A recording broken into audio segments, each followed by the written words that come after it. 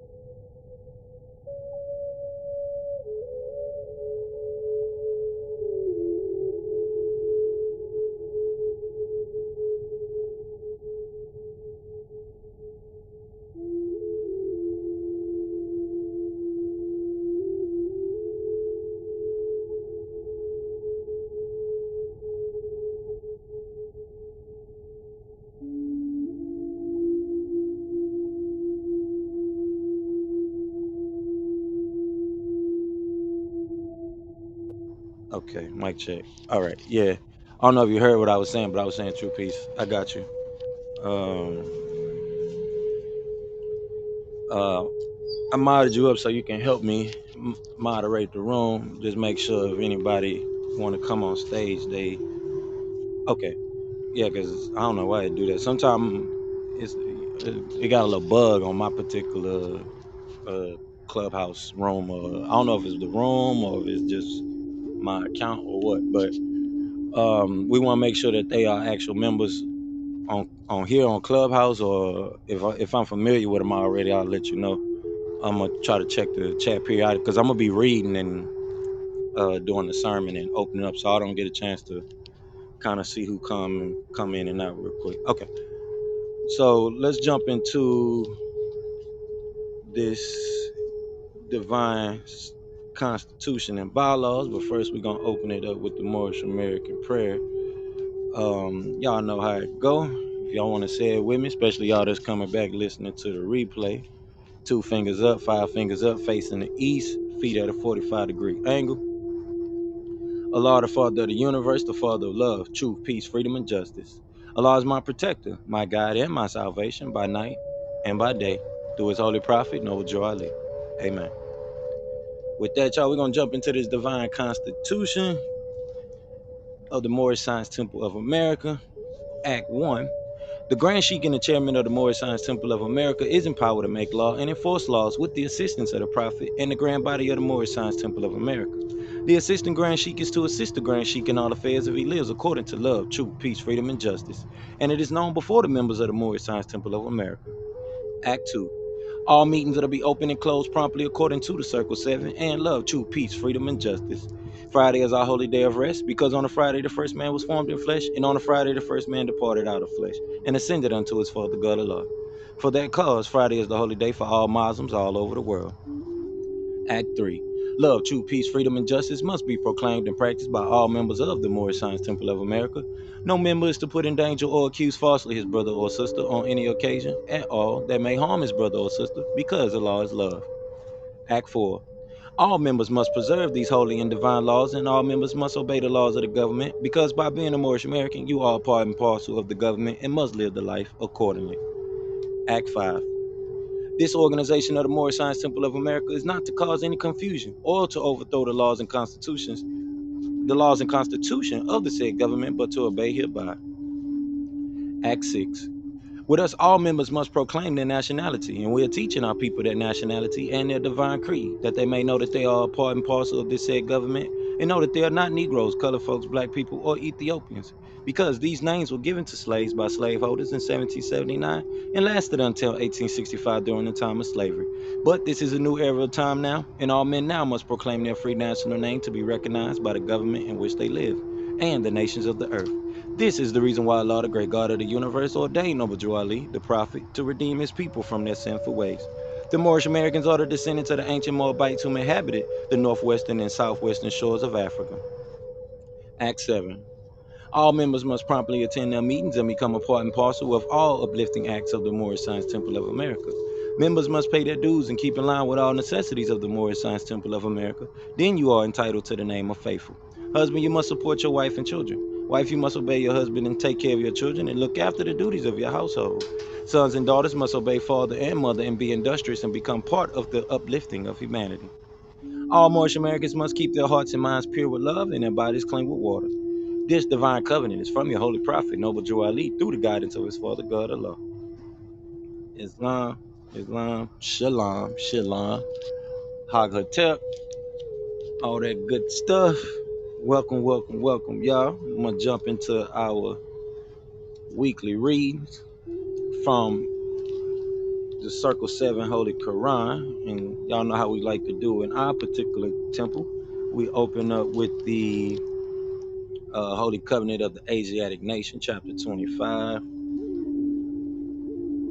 and we're gonna get it started. We're gonna go from chapter 25 to chapter 47 and 48. Like I said, if y'all need a copy for those that's coming back listening to the replay, especially, or if y'all just now joining us, click that link that's pinned up there at the top of the room that says Civics 101. Enroll and go to the resources tab that we have is basically our own school system. We can have our own courses on there. So you should go to the library on there. If you can't get there, just leave a message in the chat, and I'll help you out when we get done doing the weekly reading. But you can get the El's Holy Quran, not El's Holy Quran, but the Circle 7 Quran that we read every week. Also the Family Guide as well, and the Divine Supplication should be in there as well. That way you can have access to what we read every time we open up the holy day and read along with us, and also read it amongst yourself and your family. All right, so let's get into it. Chapter 25 reads, "And ye all the children of one father, provided for by his care in the breast of one mother, had given you suck. Let the bonds of affection therefore unite thee with thy brothers, that peace and happiness might dwell in thy father's house. And when ye separate in the world, remember the relation that bindeth it you to love and unity, and prefer not a stranger before thy own blood. If thy brother is in adversity, assist him. If thy sister is in trouble, forsake her not. So shall the fortunes of thy father contribute to the support of his whole race, and his care be continued to you all in your love to each other." So before we, jump to chapter 47, I want to touch on this real quick for this week. Y'all know how spirit do. We gotta keep it simple and plain with the Holy Quran, not the Holy Quran, but the Holy Covenant of the Asiatic nation and what it's saying. We don't have to get into all the understanding of what we know to be right knowledge. Yes, of course, but overall, it's been said plenty of times, even by our great leaders, that we need to understand that the prophet was right and exact about the message that he came to bring. Even though we know we're not, the Orientals, or whatever you want to, classify it as, or whatever terminology. I mean, whatever form of terminology you want to use. The master teacher still let it be known that the prophet was right and exact. So whether you want to look at it from a right knowledge standpoint, or if you're coming from a Hebrew Israelite standpoint, the prophet meant us all in regards, especially for some of those coming from the conscious community, where they understand that the whole planet at one time was called Asia. And with that, before we go on to chapter 47, I want to give all honors to everybody that's in participation with us tonight and that will be here tonight. And also coming back, listen to the replays. I want to give all honors to the source, upon what the Allah, the divine creator, El Kalum, the All. I want to give all honors to the prophet, Noble Drew Ali. I want to give all honors to the forerunner of the prophet, Honorable Marcus Garvey. I want to give honors to the messenger, Elijah Muhammad, Honorable Elijah Muhammad. I want to give honors to Brother Clarence 13X of the Gods and Goddesses. I want to also give honors to Brother C.M. Bay and Brother Hakeem Bay from the Moorish paradigm. I want to give honors to everything Moorish, everything Moorish, everything Moorish. And with that, y'all, let's get into this chapter 47. We want to make sure we acknowledge everybody and give credit what credit is due. Because how we gonna get this thing together if we still fighting over what divides us and not talking about what unites us and getting things done? So chapter 47 is called Egypt, the capital empire of the Dominion of Africa, and it reads, "The inhabitants of Africa are the descendants of the ancient Canaanites from the land of Canaan. Old man Cush and his family are the first inhabitants of Africa who came from the land of Canaan. His father Ham and his family were second. Then came the word Ethiopia, which means the demarcation line of the dominion of Amexem, the first true and divine name of Africa, the dividing of the land between the father and the son. The dominion of Cush, northeast and southeast Africa, and northwest and southwest Africa was his father's dominion of Africa. In later years, many of their brethren from Asia and the Holy Lands joined them. The Moabites from the land of Moab, who received permission from the pharaohs of Egypt to settle and inhabit northwestern Africa, Northwest Africa. They were the founders and are the true possessors of the present Moroccan Empire, with their Canaanite, Hittite, and Amorite brethren who sovereign from the land of Canaan, seeking new homes. Their dominion and inhabitation extended from northeast and southwest Africa, across Great Atlantis, even unto the present North, South, and Central America, and also Mexico and the Atlantis Islands, before the great earthquake which caused the Great Atlantic Ocean. The river Nile was dredged and made by the ancient pharaohs of Egypt in order to trade with the surrounding kingdoms.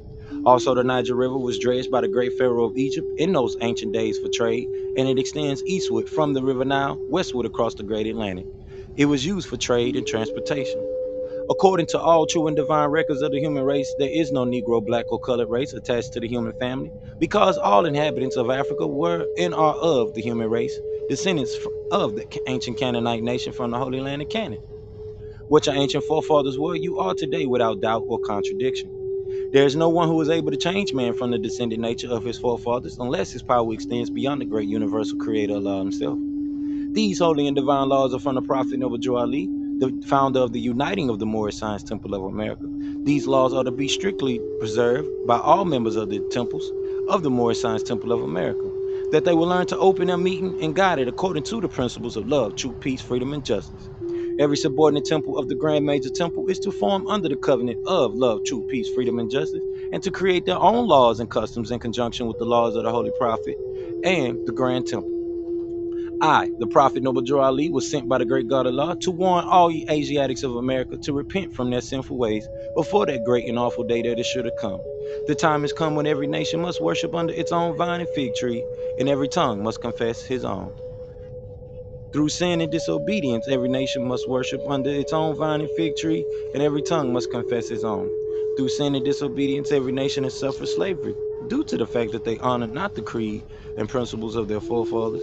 That is why the nationality was taken away from them in That's why the nationality of the Moors was taken away from them in 1774, and the word Negro, black, and colored was given to the Asiatics of America, whom were of Moorish descent, because they honored not the principles of their mother and father and strayed after the gods of Europe, of whom they knew nothing. Islam. So, like I said, even the master teacher, deemed the prophet right and exact, you know, and we have to understand that, yes, we do have the right knowledge and right wisdom from this day and time. We have access to way more information than the prophet had during that time. But the message that the prophet came to bring was right and exact, and there were certain things that the prophet had to do, to keep, the so-called oppressor, or in that particular day and time, more so white supremacists, off of the prophet back. And the prophet was successful in his aims, and a lot of the things that he called out in his oral prophecies and sayings that will come to pass. And some things, he might have been, way left on, but it didn't come to pass till later. These certain things that really do stand out now, in its full proportion of what the message of the prophet really was. And like I said, if you go back and look at some of the things the master teacher even mentioned, even right before the conspiracy happened with the master teacher, you see that he was, referring to the prophet as the pioneer of this whole entire conscious community movement that we have here today, amongst us in America, and it's becoming, a global thing now. So it's not just privy to us here in America. This is something that, a conscious awareness and awakening that's happening globally.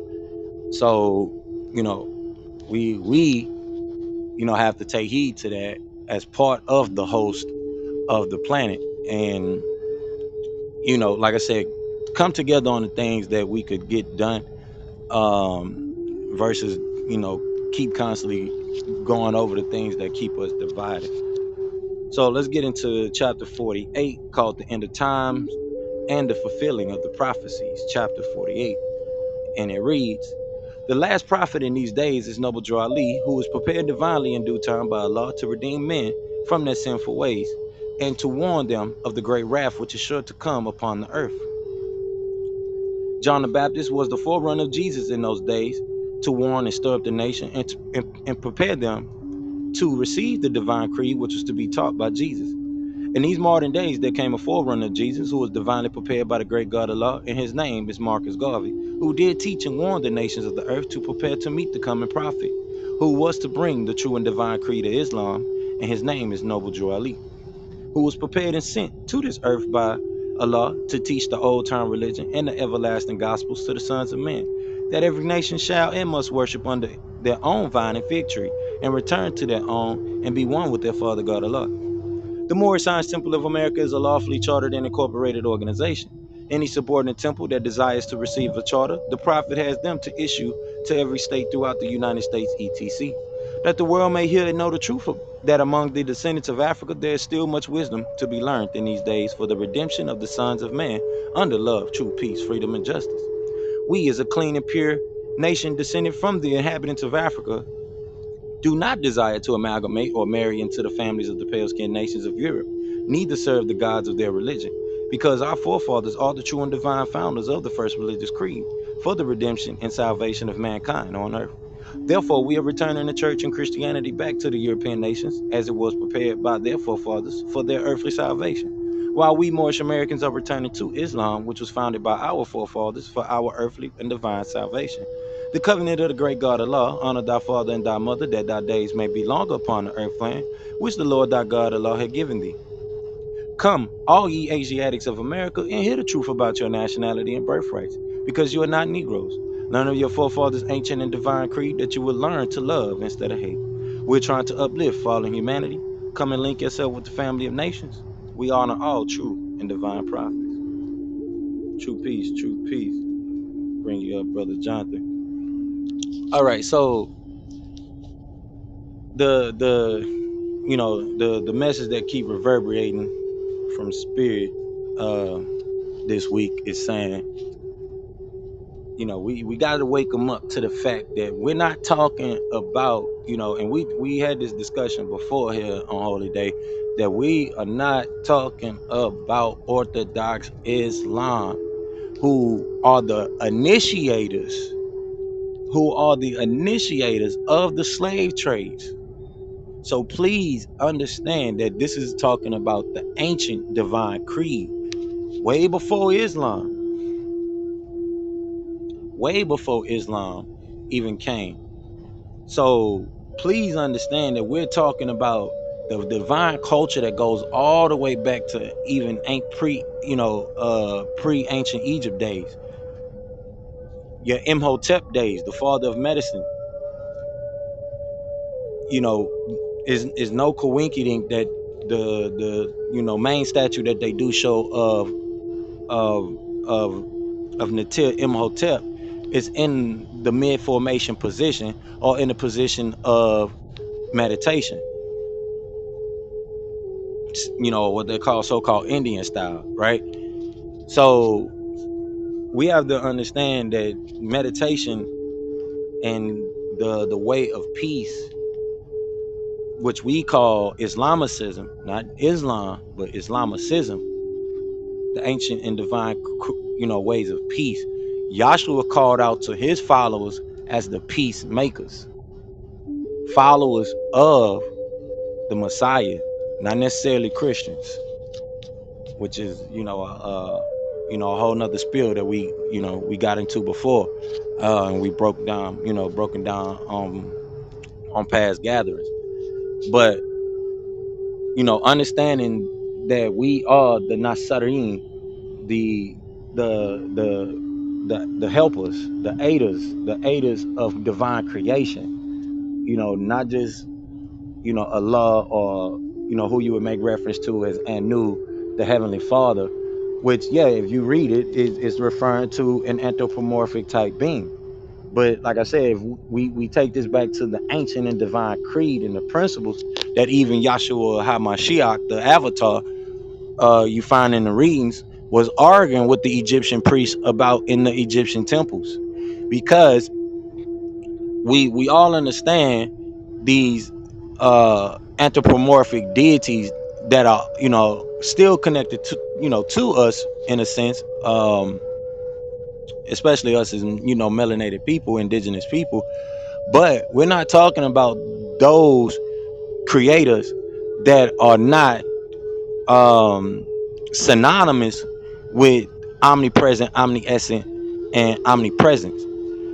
Totally different entities of what we're making reference to, especially when we say subhanahu wa ta'ala, the source of creation, the all, el Qud. That is two different things. And you know, we mentioned it here before on Holy Day, and one of our you know, one of our lectures. But you know, it you know, it's it's being pushed for me to, you know, really go back in on it, because, you know, understanding that the, you know, the messages that you get through these scriptures, these are all allegorical stories that have came, you know, by way of our original ancient text. And you know, we really got to start getting into it, because like I said, we, you know, we should be getting more into reading El's Holy Quran, as well as the Circle 7 Holy Quran on Fridays, because we just read that this is what the message of the prophet was to bring us the everlasting gospel, not just to get us caught up in, you know, ideological ways, and more cultural tribalism, and things that, you know, the church and uh the, you know, other religious fanatics are getting themselves into. And the term that they try to use to, you know, shoot a you know, shoot some shade at us as people who are, you know, coming into this life of acknowledgement, and you know, gathering yourself in a commune and being a part of the community, because that's what the word community is actually short for. It's just short for the, you know, the saying come in unity. You know, you can pretty much look at it the same way. You're coming together in unity. That's all a commune is two or three or more coming together, gathered in that name. As we mentioned before, this is where they get the word kratos from, which means power. Or this is the etymology for that word, but the etymology of kratos is a whole nother thing, concerning, you know, giving respect to an elder or a master. But you know that, you know, that's way sideways. But far as coming in unity and coming together and gathering as a community, you know, they want to make reference to us as cults and things like that, versus actually calling it what it actually is, you know, religious fanatics. This here is not a movement of religious fanatics. The divine and national movement is not a movement of religious fanatics. The prophet said what, you know, what our religion is, which is Islamicism, has nothing to do with Orthodox Islam. It's the ancient and divine creed of us as indigenous peoples, not this modern day, um, you know, religious fanatical group. I only call them a cult because cult is just short for the word culture, and you're cultivating a actual, you know, a actual culture.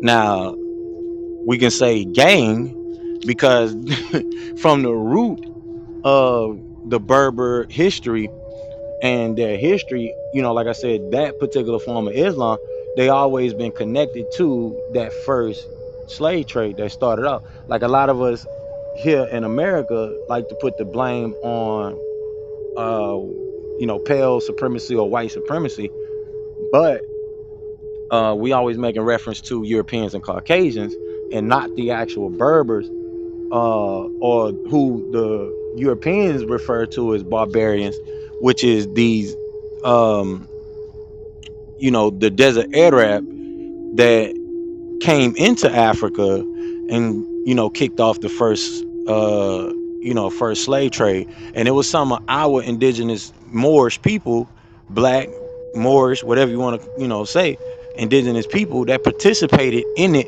by way of the faith, because of their faith alone. This doesn't mean that African people by the bundle was selling out, enslaving African people, in the sense of what they're making reference to is black people was selling uh black people. No, it was Islamic people selling indigenous people to the participants of the slave trade. So you want to have some actual clarity when you giving this information. Yes, it was just like it's black Christians in America. It's no different, but that doesn't mean there's a gang of black people going and kidnapping and raping and pillaging and doing all of that.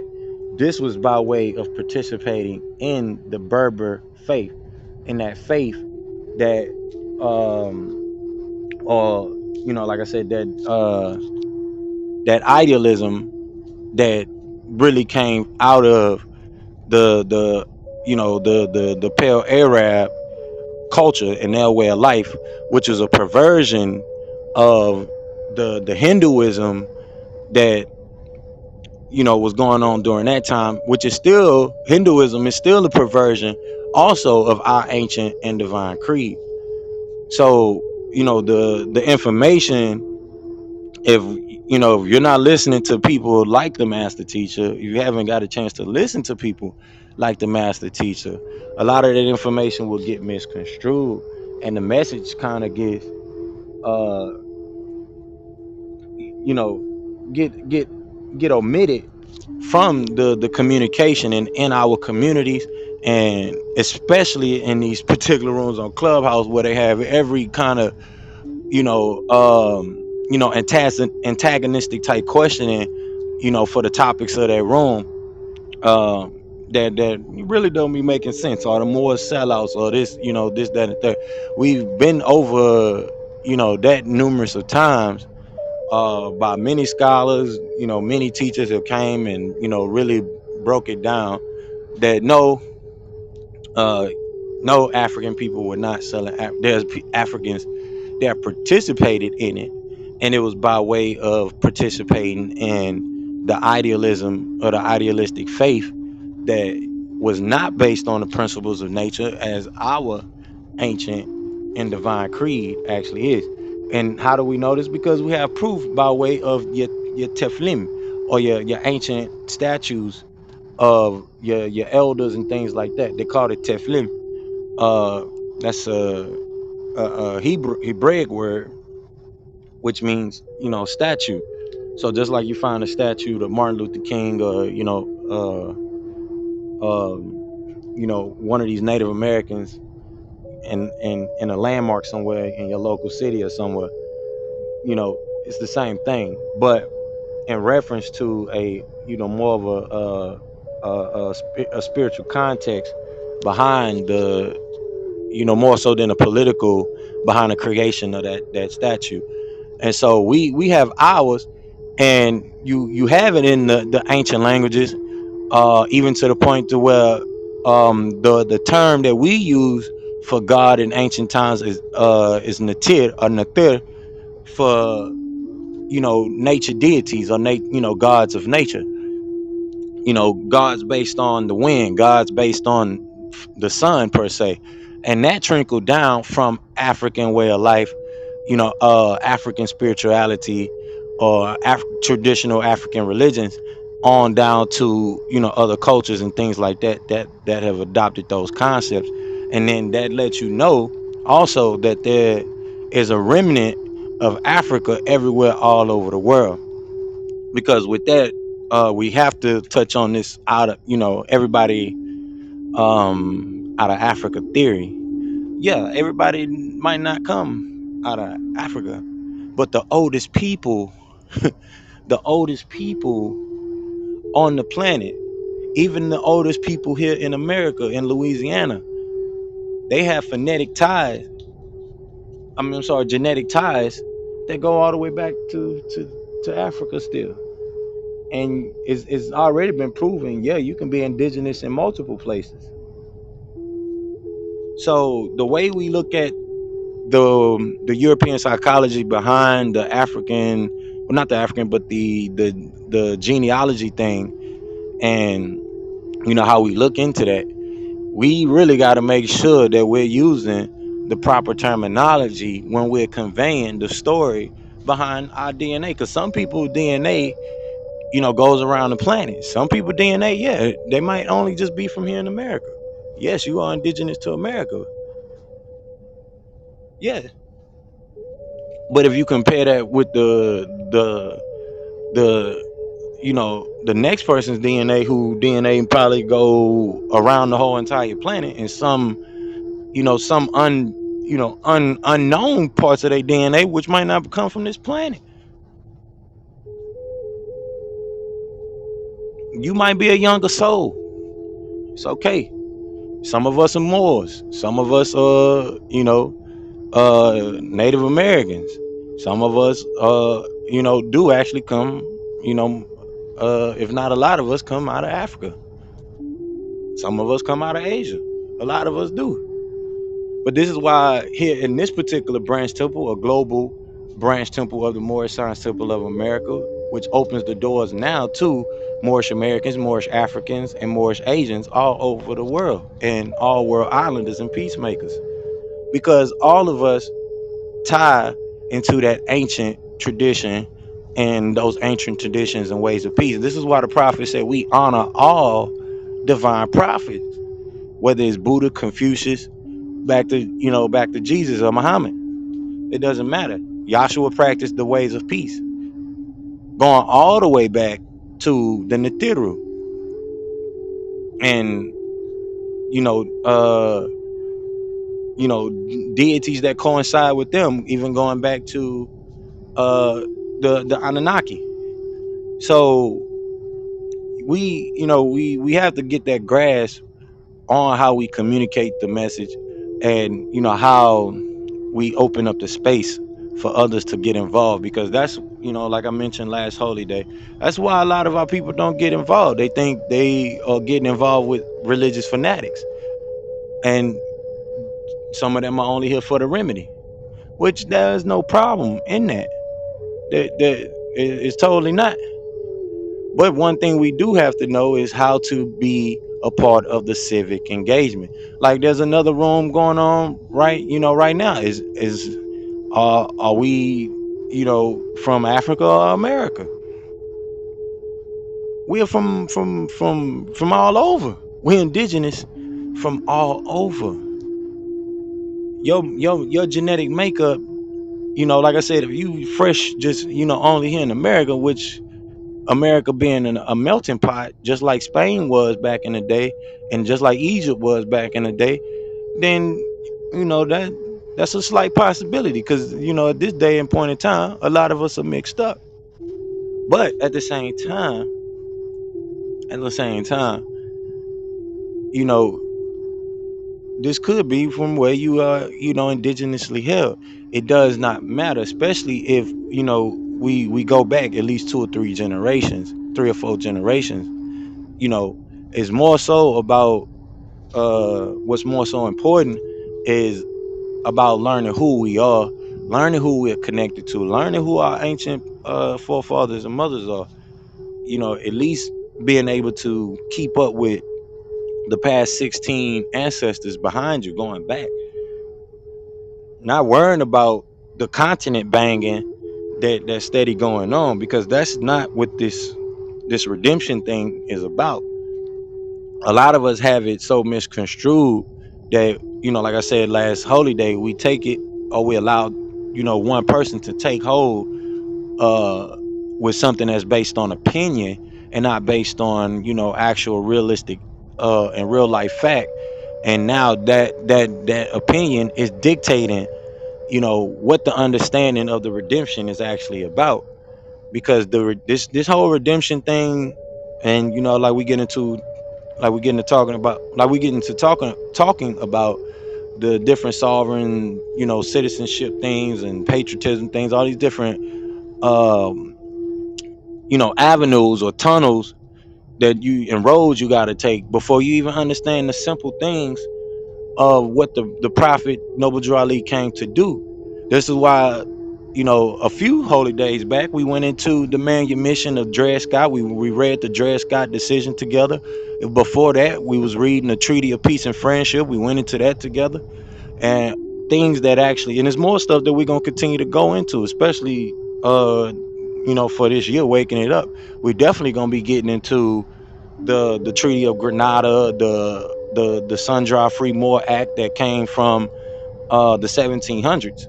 We're gonna be going back and going into information that actually makes sense. Last week we put in the chat HR 0689, where you can go and look into the lawful acknowledgments coming from the state of Illinois about the Moorish Science Temple of America and their sovereign theocratic form of government. Now, if you go look at everybody else trying to start their own government and the things that they're trying to do they have from who they consider to be the the ops, the enemies, and, etc. Do they have that public acknowledgement coming from them that consider them to be who this battle is against? Do they have that acknowledgement, or they're creating new nations, the nation of this nation and that nation, and they're trying to get people to join it, which is nothing wrong with it, especially those that are doing tribal things. But if you have a body, agency, body, sub-administrative body of the government, of the modern day government in power at this day and time, and you have a way to help everybody across this nation get involved with redeeming themselves, whether it's the term American Indian, which is, like I said, no different than using the term American Negro.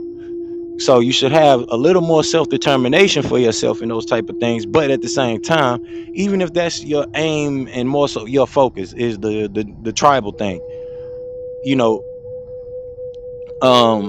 you still have a nationhood to stand on and stand with. Because before the America Constitution, you had the great law of peace, which is the law and the Constitution that governed this land. So whether we want to, get into back and forth spats about, is we following the laws of peace and this, that, and the third, or some religion, that's not what the beef should be about. The first thing, and the first time you hear Islam or Islamicism come out of Moore's mouth and say, well, we all not Muslims, or we all not this, that, and the third. Well, you either civilized or you civil little mortals.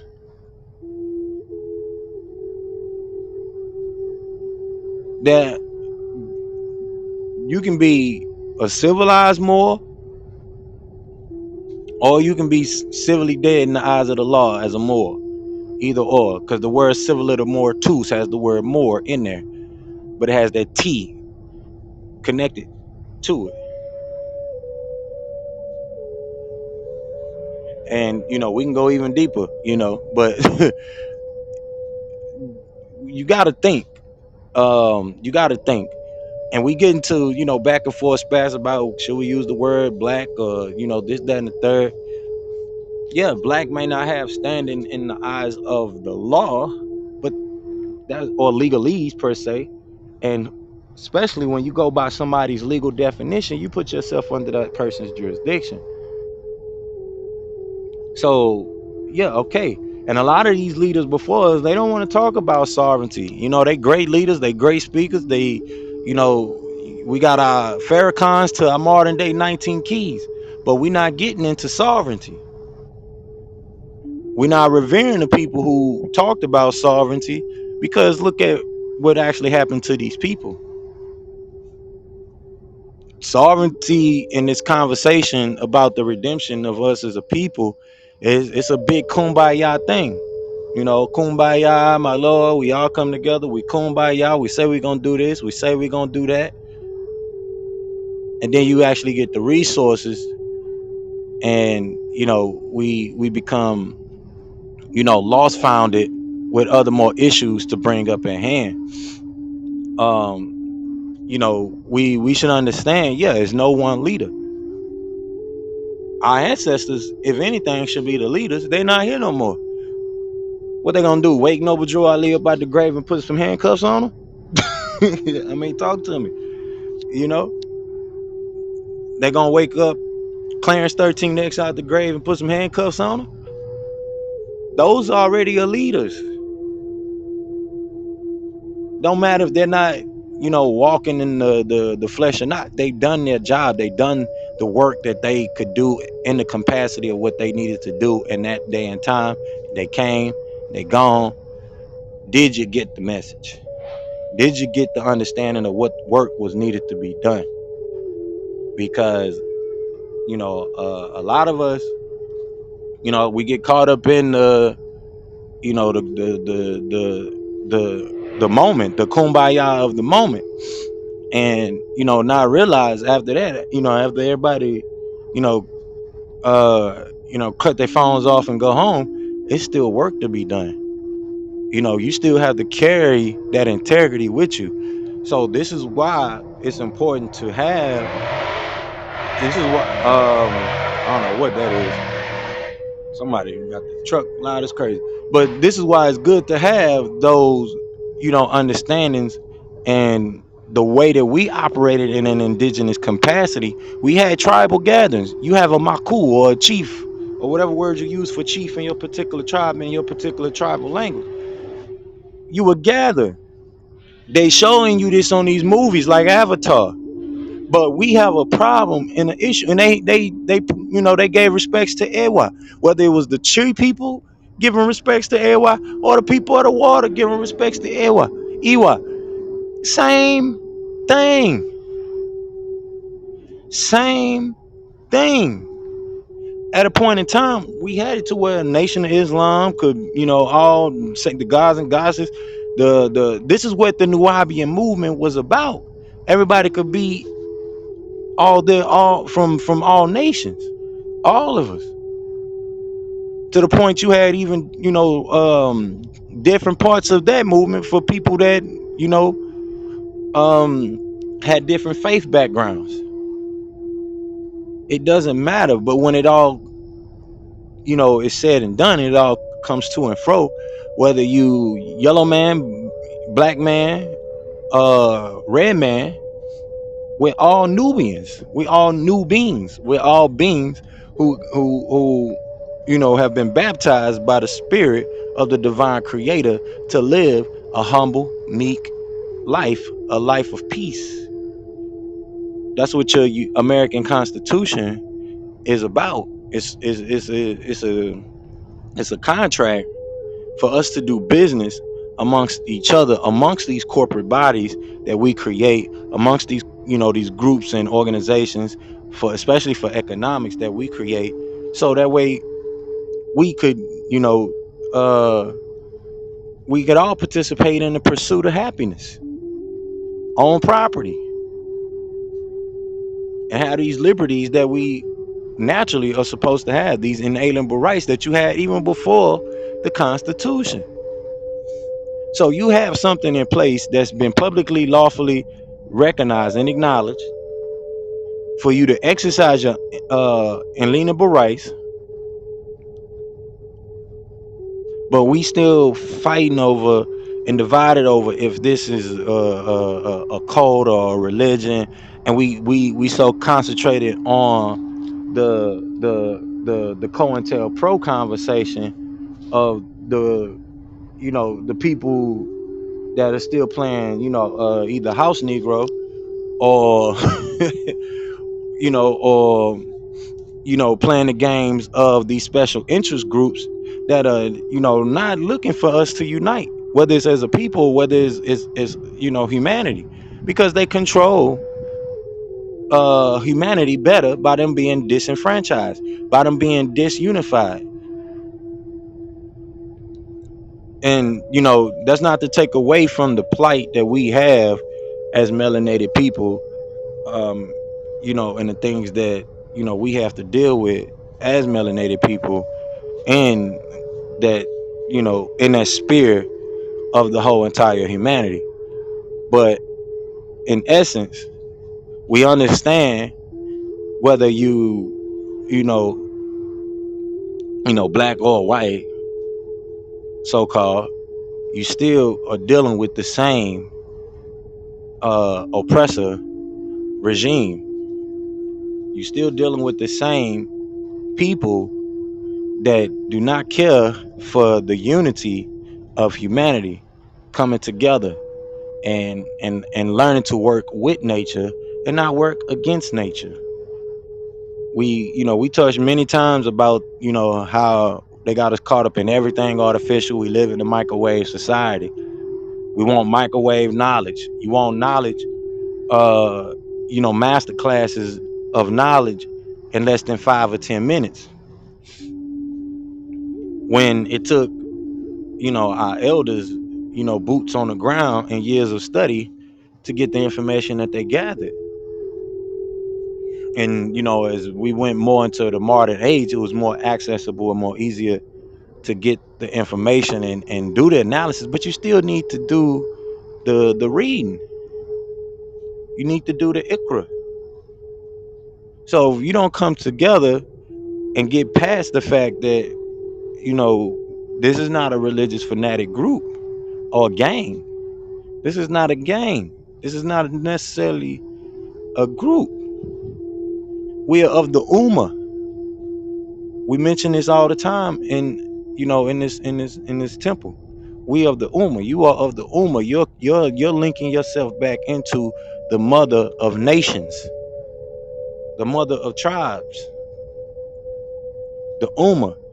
And they like to use the master teacher's terms and vernacular and all of that, and then go right back and shoot shots at the master teacher and try to debunk his teaching. But you're using his teaching to try to debunk his is crazy. Same thing go on with Noble Drew Ali. They take Noble Drew Ali's whole entire structure and then go create this nation and that nation and say we this and that nation, but that ain't the nation that's publicly acknowledged, lawfully acknowledged. So how are we gonna get down to having a unified front if we got a bunch of people that want to be chiefs and there's no actual Indians coming in to do part of the work? Everybody want to lead something. Everybody want to be in charge of leading something, but can't maintain one piece of what needs to be done. We need more than just people leading the nation. The nation person, the nation's leader and the person that's in front, they're serving the people.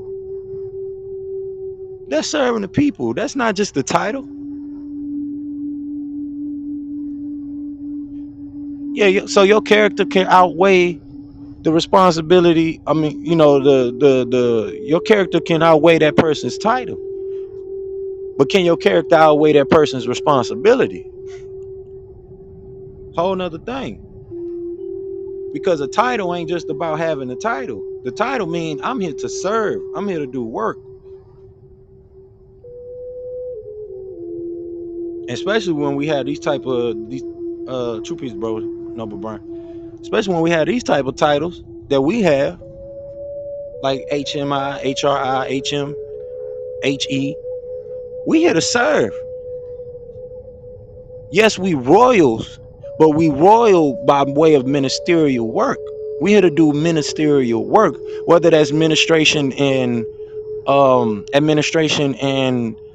somebody's office, or that's administration in in a temple, administration in somebody's hospital, or whatever it might be.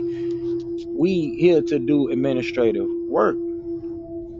But this is why I say is more important about the responsibility and having the ability to respond, because it's not about that person having a title or whatever. And yeah, we don't need to have one leader. We already have the leaders. Like I say, those they already came and passed. They already done the work that needs to be done. Noble Drew Ali is one of the only few people that we can say out of this whole sovereignty thing, and us talking about our sovereignty, that has that public lawful acknowledgement on paper, on record, and you can find it in multiple states. So even when it comes to Empress Bernadette and what she did with Louisiana, we have to give respect where respect is due and honor our ancestors. This whole uh religious fanatic thing is what's keeping our people back. That's why we should appreciate the fact that we have things like Clubhouse, because we can get on here, ask each other questions, and do a Q&A, like we done in ancient times. The temple of Apollo, that come from us. That come from ancient Egypt.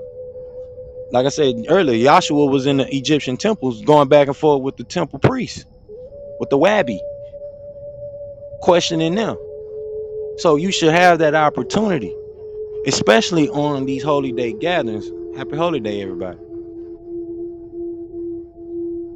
So with that, the floor is open. I'm gonna get into some of this literature from the prophet. If y'all got any questions, y'all know the floor is always open to ask any questions. But that's what this is for. They rather come into the rooms where somebody's being slandered, or we slandering ourselves. Those are the most controversial spaces that we have. So we have the opportunity for civic engagement. So that's what we do, and that's what we gonna do, and leave record of. I gotta do better by putting these recorded services, these recorded temple services on YouTube. But like I said earlier, it's not just about the title, it's about the responsibility that we all have.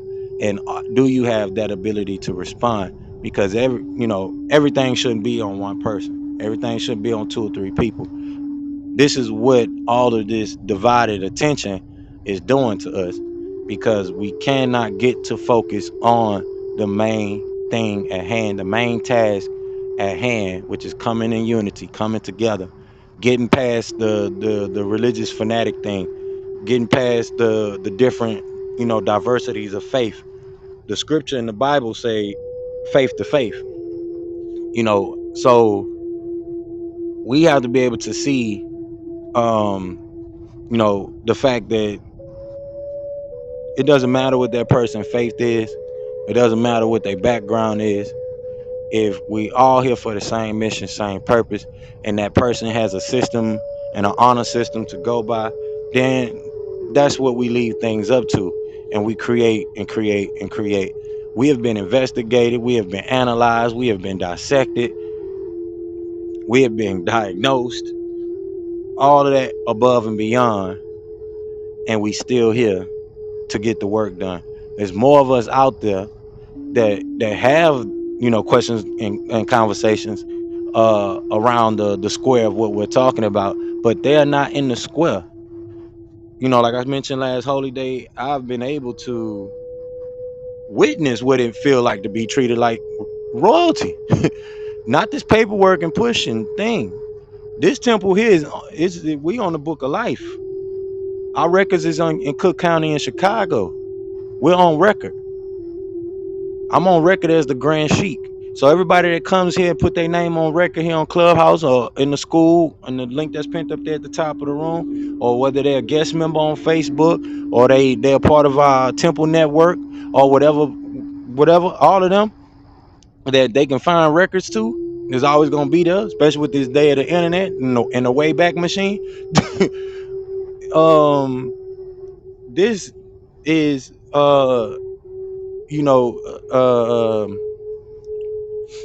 this is a way that we really show that the work can be done. We one of the biggest temples, other than the older people that's been around, like Taj Tariq Bey and all of them, who have probably thousands upon thousands of members. But I don't actually know the temple number for Taj Tariq Bey. A lot of the people that's connected to them don't know what their temple number is, but you know, and you've seen the charter that we have for branch temple number 24 coming from Chicago. That can be proven.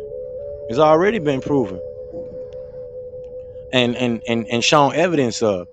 Now you have others that have they charters, but we ain't got no responsibility on what they do with their temple, other than if we have to step in for things like what we're about to read in the literature and do audits and stuff like that. But this is why we have to get into the temple and learn what this stuff is about, not this status correction packages.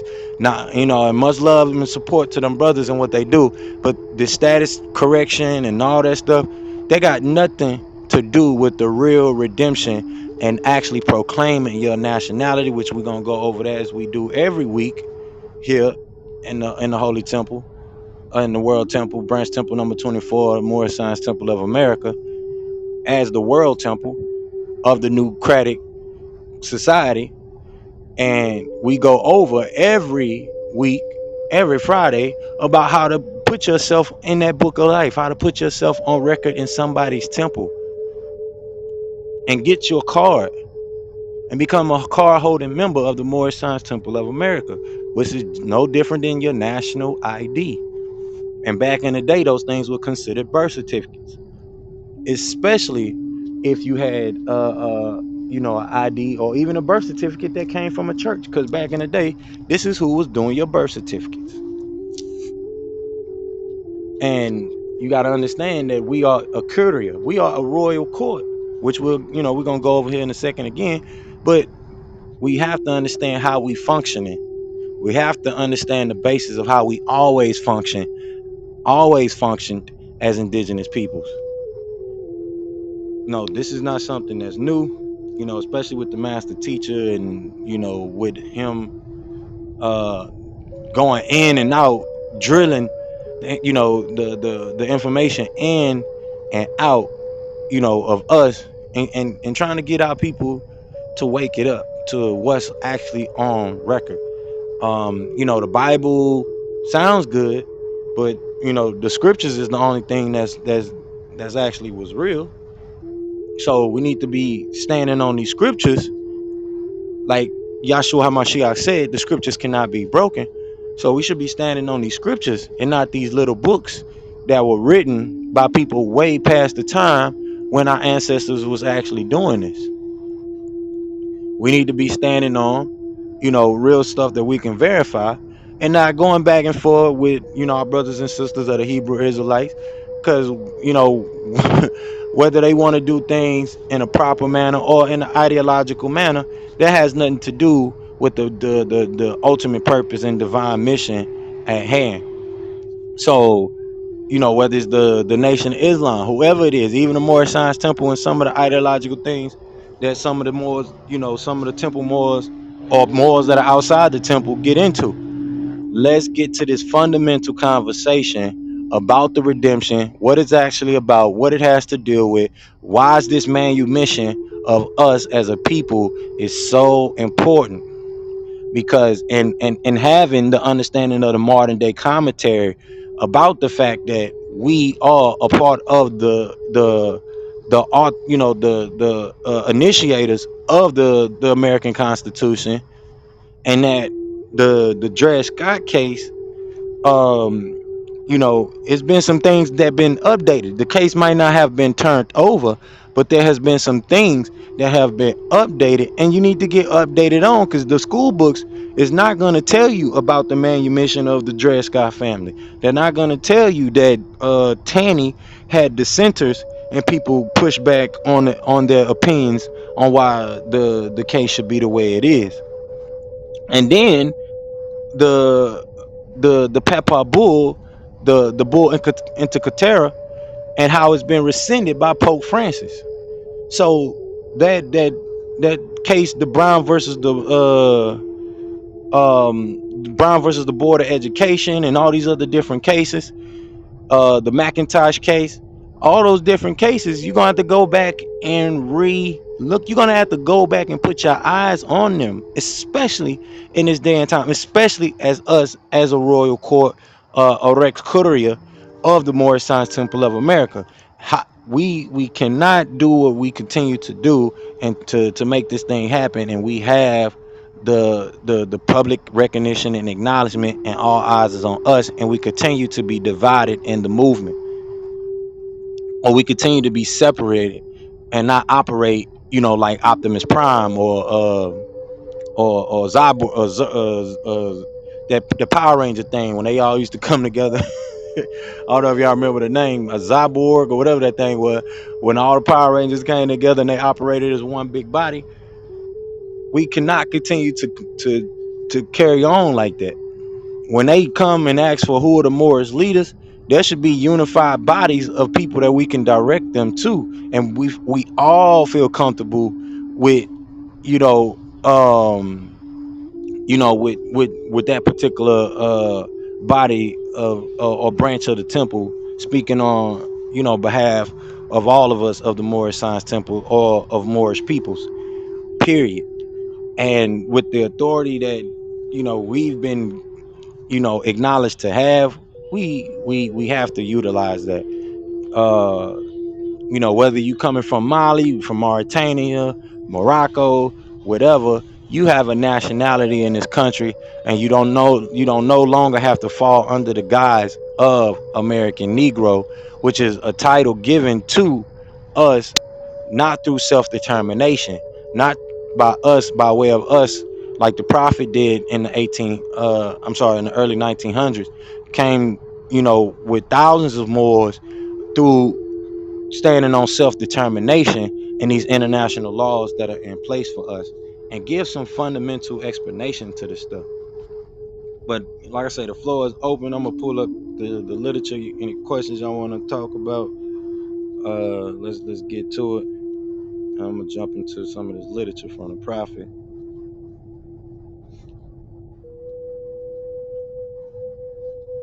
And yeah. That Moorish ball is coming up.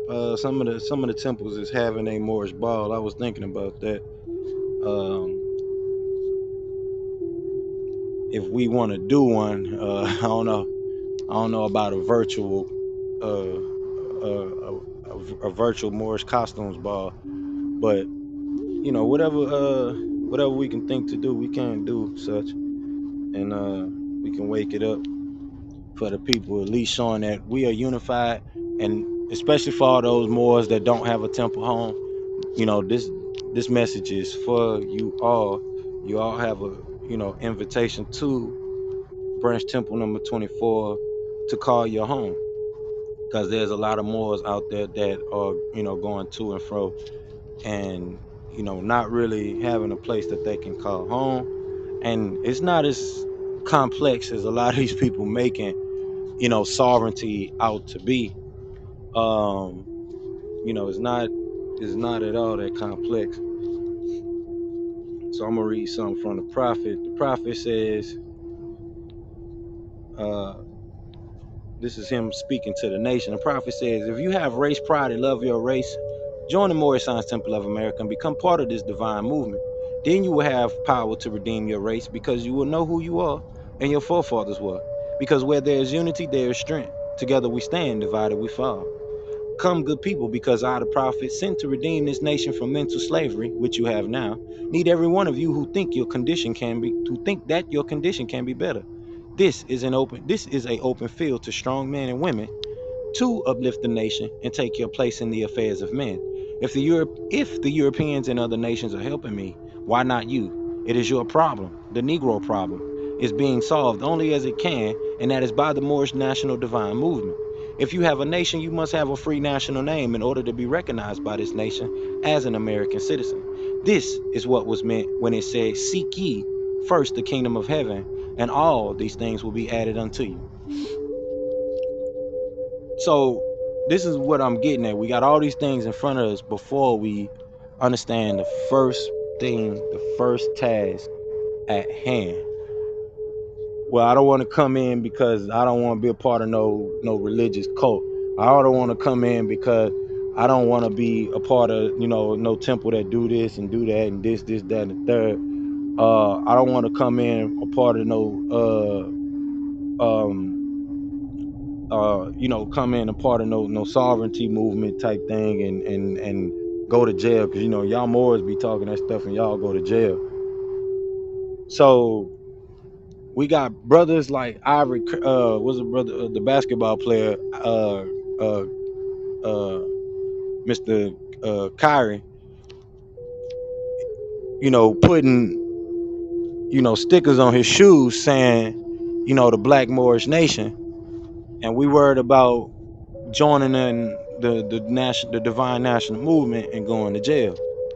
Not all Moors go to jail, especially not Moors that are not involved in sovereign citizen movements, patriotism movements, and these secure party creditor type movements and things like that, and status correction packages and stuff like that. Now, there's a lot of us Moors that are skilled in law, legalese, and jurisprudence, the science of law, but we don't bring it back home to the temple, especially to a branch temple, so that way they could actually do these things from that particular branch temple. Now you can go and listen to all the most popular ones, especially the ones on Instagram, but we can't bring it back home to operate. We can't bring it back home to operate through our royal court administration. Brother Jonathan say, think my mic be busted. Was going to say that technologies is why people still adapting, and those who've been leaders serving people have had challenges with monetary understandings and lack of transparency. Bitcoin is an aspect of sovereignty with digital views in play now. Right, right, and right. So we have to be able to bring the power of these things, especially like with Jonathan touching on, bring the power of these things back to the royal court of the temple, and understand that it's good that you can have the skills. I mentioned this last holiday, I think. We got some good Moorish people that are studied up in the jurisprudence and as jurists, but are they acting as Moorish lawyers? You got Jewish lawyers who are known for getting people off, all kind of crazy stuff. You got rappers in the music industry that brag about having Jewish lawyers, but you see no one out there bragging about having a Moorish lawyer. Because how are we operating? Are we operating through the Moorish bar? We can have our own bar. Once you understand that main principle, that we have the public and lawful acknowledgement as a sovereign theocratic government, as the Moorish Science Temple of America, then you would understand that we have the sovereignty and acknowledgement already to do what thou wilt in righteousness' sake. Because that's what that whole quote is. Not just do what thou wilt like some special interest groups and occultists, try to wield for other purposes or other intents. But understand that first principle is death, and we get past that, then we could move into things like what Jonathan just mentioned, having our own sovereign currencies, which we do. We have our own sovereign currencies, we have our own sovereign financial systems, exchanges and community banks, community credit unions, the whole nine. Getting into that, we need more. We need more, but we need people getting into administration, and those that are skilled in administration, bring it back to your people, your royal court. Because other than that, and we're knowing how we're being treated, especially amongst these special interest groups and their financial systems, whether it's the elitism or the Zionism of the Rothschilds, from the J.P. Morgans and all of this, that, and the third, and you're not being allowed to have your own enfranchisement and your own pursuit of happiness, having your own towns, your own cities. You can be here in Texas, and you find a whole street for Latino people, which they should be building they own cities. They did have their own cities out here at one point in time. But with the guise of the special interest groups, you no longer see things like that. You no longer see so-called minority communities having their own towns other than Chinatown and little Mexico and little things like that. Other than that, or Jamaica Town or whatever. And it's the Jamaicans probably got the whole strip, or the Chinese probably own the whole strip, but it's not an actual real city or an actual township. And even here in Texas, they have Polish old Polish settlement towns, uh, going down toward southern Texas that was developed back in the days. These type of things are not being done, especially by us, because like we are, like we said, like I just mentioned earlier, like we understand is, we have the special interest groups, and what they've done with the economy and the games that they played with the economy and the finances and the disenfranchisement of so-called minority people. But at this point, it's too much out there for us not to be standing on our own self-determination, especially like what Jonathan mentioned with this crypto and this Bitcoin thing. This is why there's so much saturation for you to get involved with this idea, that idea, and not bring the power of your trade, your skill set, bring it back home to your own royal court. Bring it back home to your own royal court. So I'm gonna read this right here from the prophet. The prophet, this is a plea from the prophet to us as a nation. And we are a nation. We have to understand we are a nation. We are a sovereign theocratic nation, not a micro nation, a theocratic nation. So we are decentralized. First thing first, let's get that understood. We are decentralized. Going back to the ancient cultures of Christianity, Islam, and Mosesism, or Judaism. So, and technically all of it go back to Judaism. So we have a global theocratic body, especially if this was the faith-based way of life that pretty much took control of the whole entire planet. Um, and we understand that, we know that this is documented fact, and the whole concept and word of Judea is based on Yoruba. So especially those that are Yoruba, you have to, of the Yoruba, you have to wake it up. You gotta wake it up. You gotta recognize and see what is in front of you. You got to. So I'm gonna read this plea from the prophet. The prophet said, "Our divine and national movement stands for the specific grand principles of love, truth, peace, freedom, and justice. And I, the prophet, am applying to all loyal, faithful Moors, members, and the American citizens to help me in my great uplifting acts of uplifting fallen humanity among the Asiatic race and nation. For I have suffered much and severely in the past through misunderstanding of what the movement was dedicated to. It is the great God Allah alone that guides the destiny of this divine and national movement. I know all true American citizens are identified by national descent names to answer and apply to the free national constitution of this free national republic of the United States of America. That's why I'm calling on all true national citizens to help me morally and financially in my great work I am doing to help this national government. For without a free national name, without a national descent flag of your forefathers, there is not a divine title of the government in which we live. This is from your true and divine prophet unto all American and foreign synthesizers." So the prophet was saying, uh let's talk to everybody. We need to wake it up and get reach to everybody.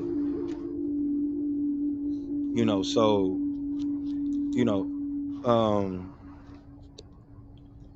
we got to understand that our ancient and divine creed, going back, like I just mentioned, to ancient Judea and all the way back to the Anunnaki, um as us being the being the mother nation.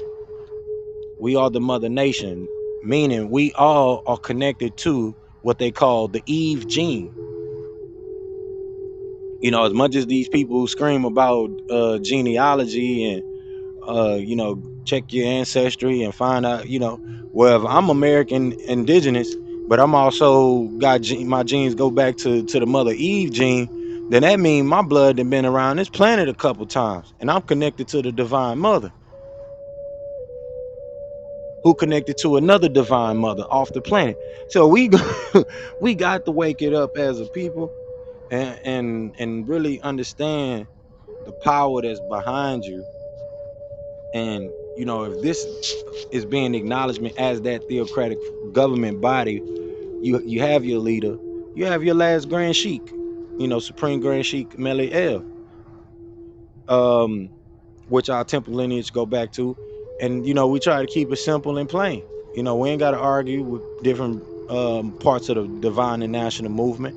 Some more specialize in different things. We need that. Other branch temples all to bring their own laws and customs that are in conjunction with the laws of the Holy Prophet.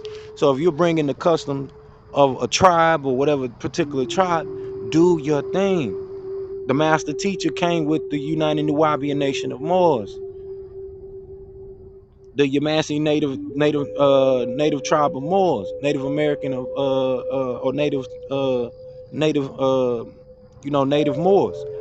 So we have to be able to recognize that it doesn't matter that we have that function to operate in our independent sovereignty, especially theocratically. So that connects us to the family of nations as Moors. And all of us, as even the master teacher said, just because you look black, don't mean you might have a black, ounce of black blood in you. That's a whole nother thing. But if we're gonna get into the divine creed and principles of this, we must learn to respect each and every person from where they come from, who they are, and what they are, and you know, understand the movement that we have at hand. Understand the things that's been been put in place for us. Uh, that really is here for us to stand on. So I want to read the literature uh, about our dollar and our cents, based on what Noble Jonathan just put in the chat earlier. Thank you, Noble Sade, for taking care of that, keeping the trolls away, because they will come, especially when this room start to get a lot of traction. They will be in here, because I be in a lot of rooms that have a lot of traction in it, so we will attract those trolls, but we will not be feeding the trolls. So with that, let's get into this literature called Our Dollars and Cents. And it reads from the prophet, saying, the doctrine of economic security is by no means as widespread and intensive among Americans of our group as the circumstances demand, and the more written and said on the subject, the better. We need to more earnestly urge conscientious support of the businessmen and women of our group in their chosen field of endeavor. The greater the success of their business enterprises, the more open gates of opportunity there will be for our youth of today and tomorrow. Think of this fact. We need to urge that our businessmen and women build on the principles of service. We need to urge greater cooperation among them to render courteous, honest, and efficient service to the buying public. They should not expect any support and patronage merely on the grounds that they are race men and women in business, but for the reasons that the service and the quality of their goods and products they sell are equal in value to the service and merchandise offered to the buying public by any other business people. There should be maintained a cooperative spirit among our businessmen and women to keep their business places as clean and sanitary as any similar places in any other section of the city. Citizens of our group should cultivate a sound vision when it comes to the necessity of buying professional service, merchandise, provisions, etc. We should look beyond the direct result, an object for which we invest our money. We should lose sight of the mere fact that we receive the dollar's worth for a dollar spent. We should keep firmly in mind the necessity of keeping each dollar spent as much as possible within the sphere of our own activities, where they will create further openings of business enterprises and wider opportunities for the men and women of our group to procure soundly remunerative employment. Forward must be the watchword of the seller and buyer alike. We make the money and we spend the cash. Let us sincerely cooperate one with the other. Our plight will change when we change ourselves. So the prophet was letting us know this change, this redemption is not going to come, especially with not being, without being economically sound. If we do not carry a business, a spirit of commerce, that maintains integrity. I was listening to the mass teacher the other day. He say, obviously God know commerce because God put the good gold in Africa, right? He says it's good gold over there. He says, so obviously God know commerce. He gave the Arabs oil, right? You're saying that if they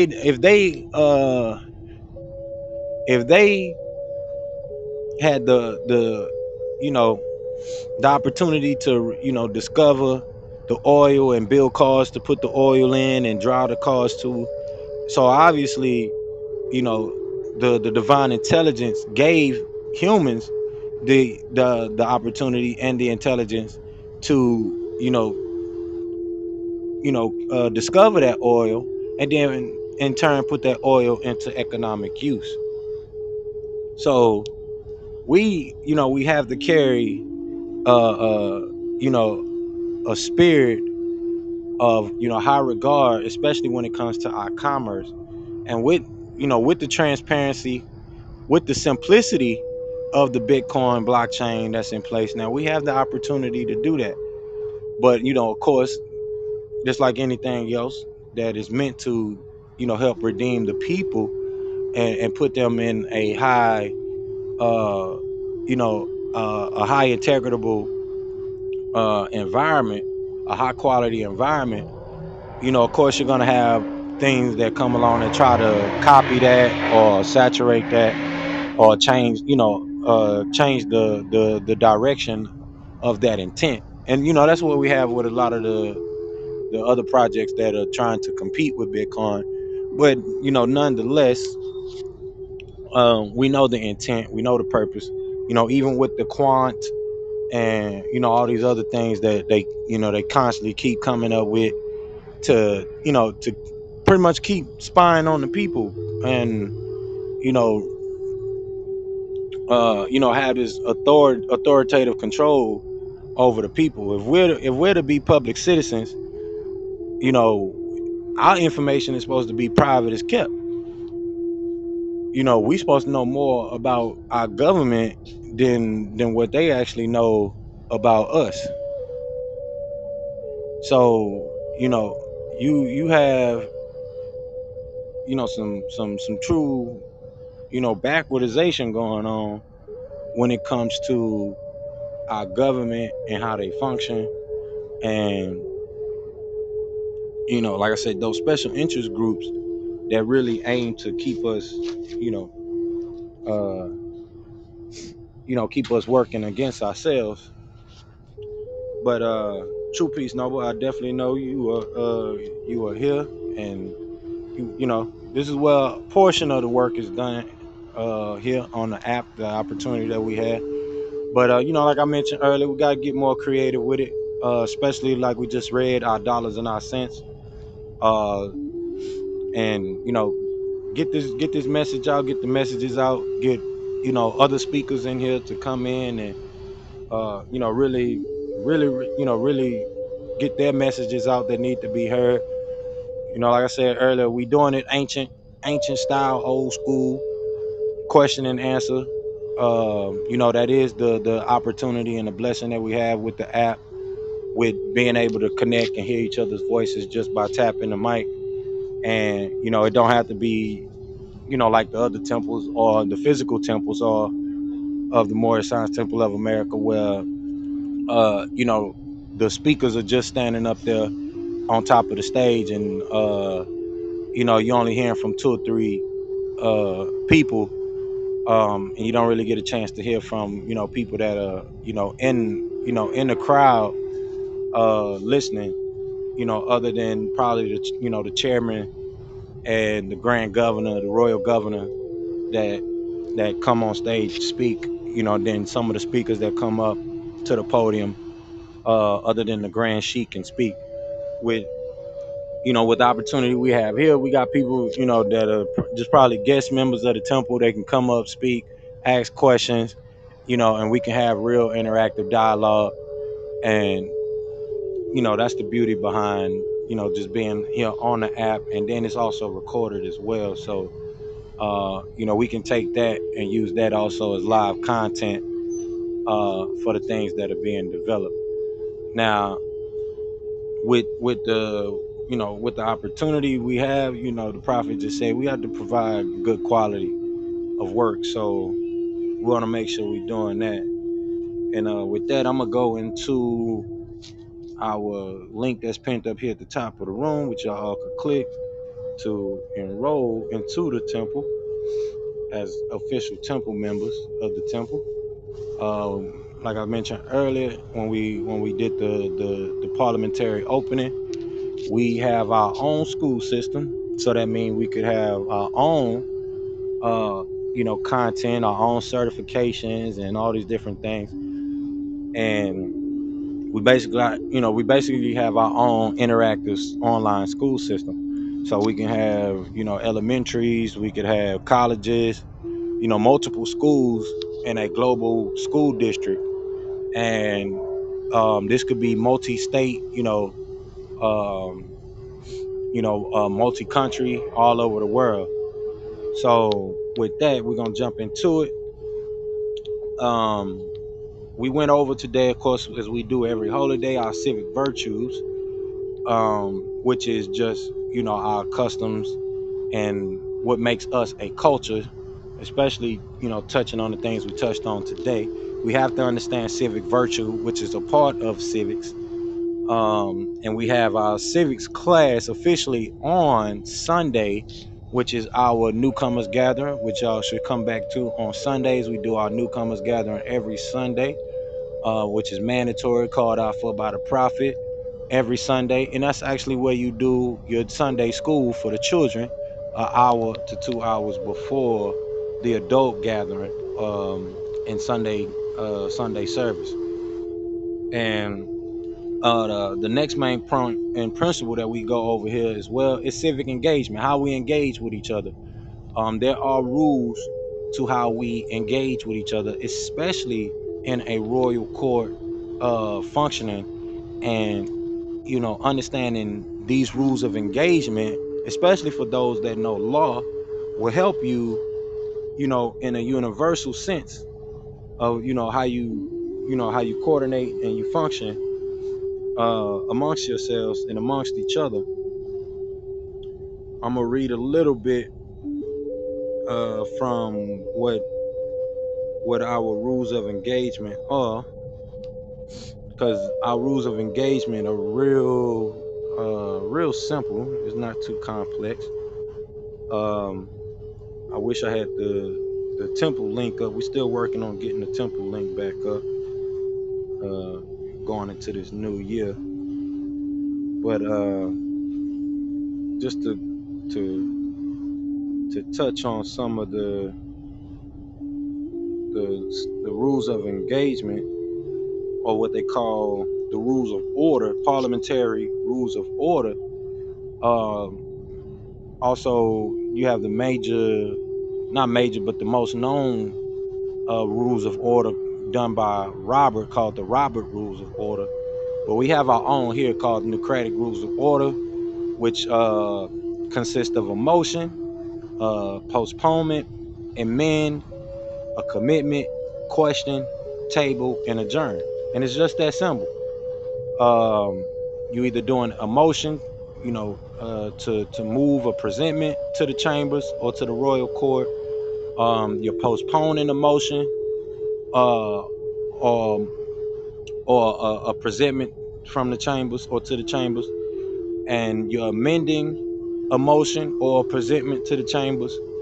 You're commenting on a motion or a presentment to the chambers, and then you're either questioning a motion, you're posing a question to the presentment or just to chambers, which is the royal court, the royal council that makes up your temple or this temple. Then you're either tabling a motion to be communicated in the next temple service or meeting, and or we're either adjourning a motion or a presentment, or we're moving it to the chambers. And it's just that simple, understanding civic engagement and what it's about, and how we, especially how us as leaders amongst our people, conduct ourselves in front of them, because we have a lot of arguments and things like that that happen, uh, and we really can wake it up for people, and for especially those that are royalty. This is a simple as simplified can be on how the rules of order function. There's more to it, but it's mainly coming out of those main functions of engagement. And you want to use the temple as your royal court. And with us having a global branch temple, this is the opportunity that we have, especially to reach uh, you know the royal audience that we need to reach. So that's mainly civic engagement, which we talk about the the the things that we went over, like the divine creed, um, especially with the Egyptians and their principles based on the deities of nature, and also other cultures that did the same thing, and had their rules of engagement and their cultures based on that, from the Egyptians to the Han dynasty in China. So let's get into our actual holy instructions. We know Friday is the holy day. O ye who know, when the call is proclaimed to supplication on Friday, the day of assembly, hasten earnestly to the remembrance of the Heavenly Father and Divine Mother, and leave off business and traffic. That is best for you if you but knew. And when prayer is finished, then may ye disperse through the land and seek the bounty of God, and celebrate the praises of God of 10, and without stint, that ye may prosper. And this is coming from the Holy Qur'an, um, the actual Orthodox Quran, talking about Juma and your Friday gathering, your holy day gathering. So our temple services and meetings ought to be open and closed promptly, according to the Circle 7, and love, truth, peace, freedom, and justice. Friday is our holy day of rest, because on a Friday the first man was formed in flesh, and on a Friday the first man departed out of flesh and ascended unto his Father God Allah.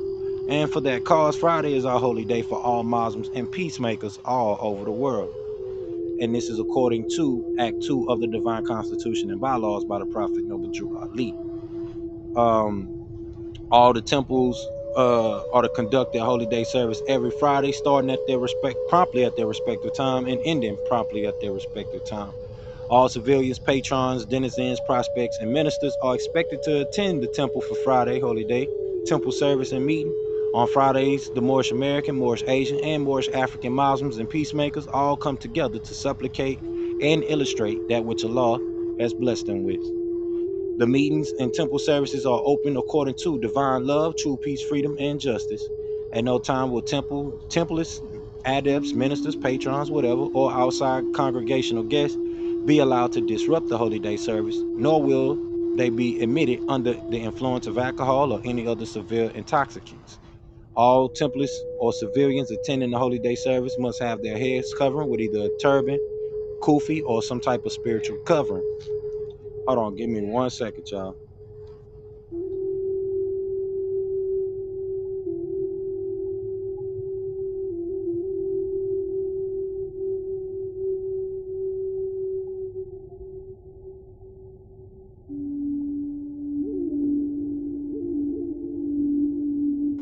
All right, y'all.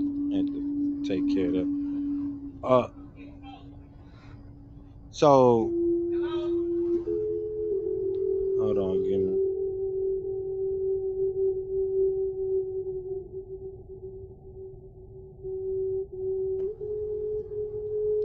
Sorry about that. All right, so you want to make sure you got your spiritual covering. And then Sunday, like I just mentioned earlier, is also mandatory for our nationals and our denizens. And also, you must attend those meetings promptly. Even bring your children, and the teacher must confirm himself or herself to the Temple 101s that's given by the Prophet Noble Drew Ali, so that every civilian man, woman, and child can exercise his or her five senses, who is able to do so because from out of their Sunday school comes the guiders of the nation, and now the entire global village. And this is also according to Act 5 of the additional laws that was given by the Prophet Noble Drew Ali, and every other law, um, that every subordinate temple should have two Sunday schools or temple services held on Sunday. Like I said, the first meeting is for the children, that's held an hour to 2 hours before the adult, and then that meeting is designed to assist all the members in learning the temple one-on-ones and developing an understanding of just what the holy keys mean and how they are to be applied to your everyday lives.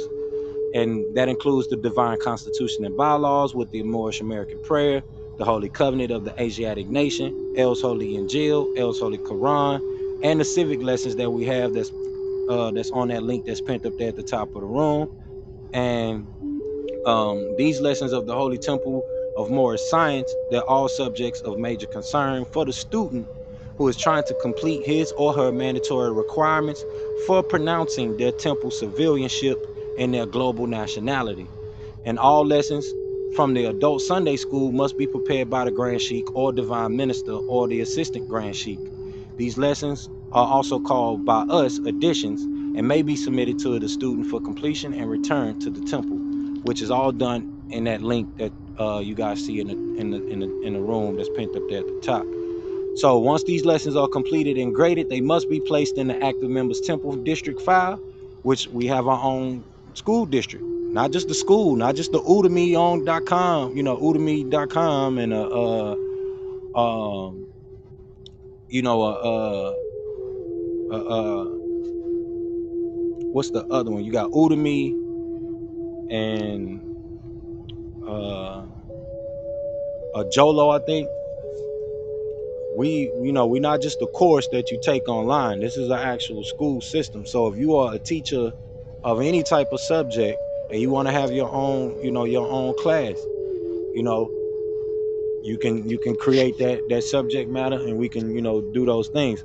But the main basic portion that we have is also on our liberal arts, which is your grammar, your astrology, and your rhetoric, and then which is your trivium, and then your quadrivium, which is the four sciences that go uh, with making up that that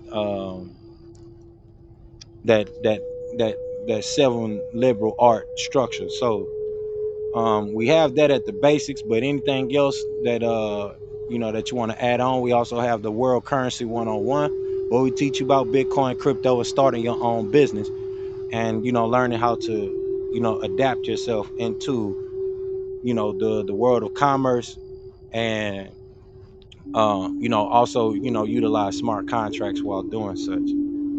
So Sunday, no civilian uh is to be disruptive during the meeting, just like on the holy day. And the Sunday temple service and meeting, that's an opportunity, a wonderful opportunity to study the liturgy, as we did just a second ago here in the temple, of the teachings of the prophet and other divine prophets, because we honor all divine prophets. All templates or members of the temple must bring paper and pen to the temple service and meeting, along with the basic temple literature and assignments. No templates or patron is to eat food or other snacks during the temple service or meeting, but water is permitted. All temple members, citizens, denizens, etc., must attend their temple Sunday service and meeting as diligently as they attend their holy day service and meeting. Like I said earlier, both were called out by the prophet Noble Ali and is required as a matter of law. According to the divine constitution, Act 7, which says all templars must promptly attend their temple services and meetings and become a part and parcel of all uplifting acts of the Moorish Science Temple of America, and now Moorish Science Temple of Africa and Moorish Science Temple of Asia, and enjoining world islands on behalf of all indigenous peoples. So your heads of temples of any temple jurisdiction, they are not to charge for naturalization or to overcharge for cards, buttons, or anything issued by and through the prophet. Those who contribute to anything like that or any of those proceedings are not Moors, civilians, or patrons, but robbers. They're robbers of your temple and your honors. Temple nationality and membership in the Holy Temple's vast estate, which is a public beneficiary trust, sisters and brothers, kin and kinfolk, is free, not only here, but all over the world.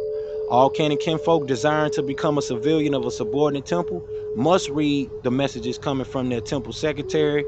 Also, you can read the messages from the temple secretary here and download the naturalization application here. And your temple secretary or the secretary of your temple's jurisdiction will help all newcomers by explaining the naturalization application for the membership of your temple's vast estate or public beneficiary trust to any new prospective civilians or denizens or temple members of the temple's vast estate, public, or what they call a public beneficiary trust, and arrange for him and her or her to be consulted by the royal council of that said temple or subordinate temple. The royal chairman or woman will set the date for the new temple prospect to be interviewed by the royal council. The new temple court civilian, upon completion of the royal courts, the royal council's consultation at the newcomers gathering, the templates will proclaim their temple nationality at the next upcoming holy day. So they will come in, they looking to join a temple, they need a temple home, or they looking to proclaim their nationality. They come back here on Sunday, and then they come back here that next holy day, and they announce it on public record. I.e., we record these rooms. Like I said, we need to start putting it on YouTube, and then that'll be on public record right there. That's just as good as doing it in the newspaper or anything else, because you can always make reference to that public announcement. So understand the power that we have here, noble Moors, because it's power in this technology, and we get the message out. This is how we can do it and keep it simple. It's simple, real simple, getting past that first step. And I'm going over it right now as we do every week. So, after the civilian or the prospect proclaim his or her nationality, they will be given the mandatory requirements necessary to earn their free national name and royal title of nobility as a true American royal.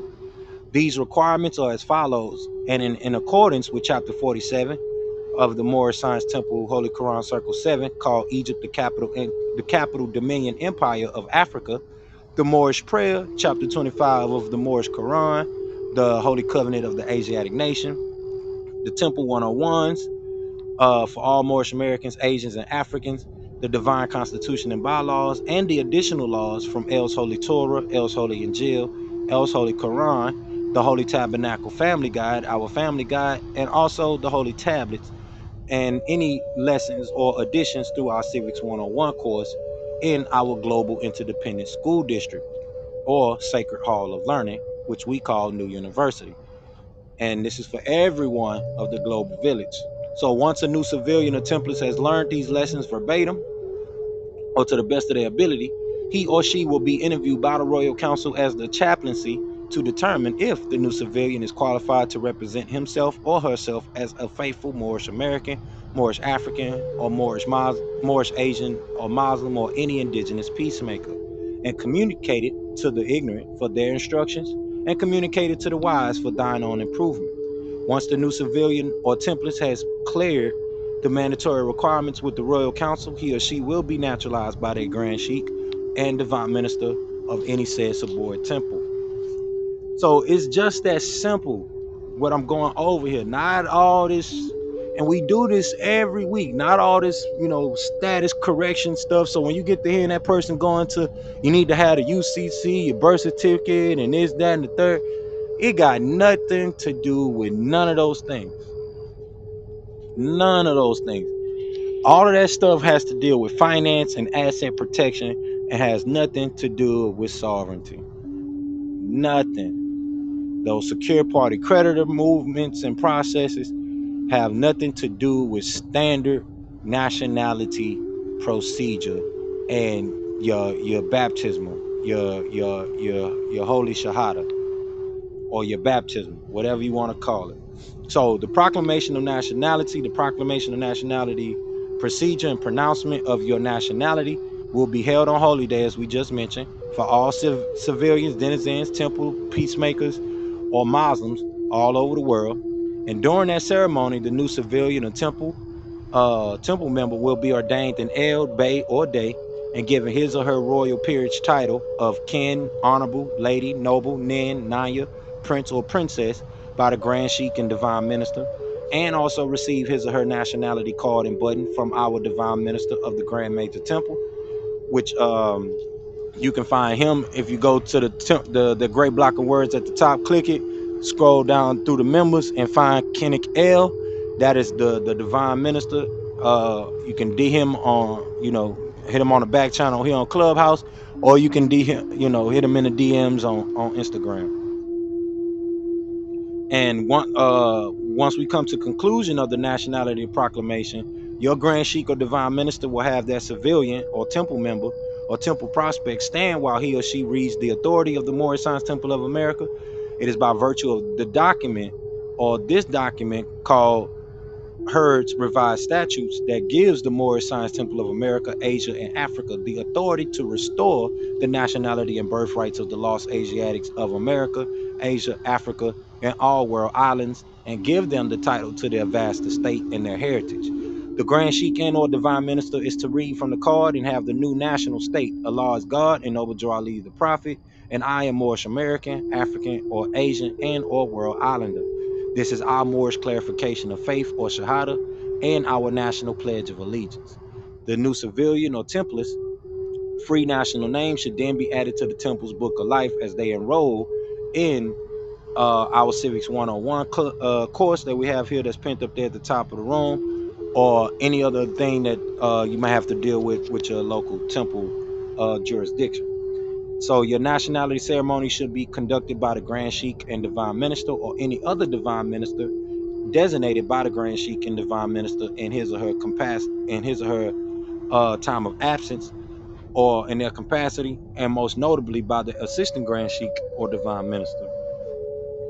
Your nationality card and your naturalization application must be signed by the minister, or with the title and name of the minister who issued the card and the date of its issuance. The Religious Corporation Act has deemed us as a global interdependent school district and a incorporated and chartered Moorish Science Temple of America, Africa, and Asia as a religious trust and theocratic government established in 1928 on August 20th. This religious trust is the true trusteeship system for the Holy Family of Nations, forming the global nucracy.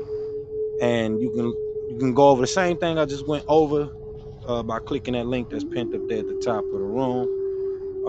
Like I said, this is real fundamental. all the status correction things and all this stuff is, it's given, you know, is giving a false misconception to the real world, to the real buying public, um, that we don't know what the heck we be talking about, or we are a part of these, you know, uh, we're like fanatic groups. I don't want to say quote groups because that's not necessarily what they are. They're fanatic groups of of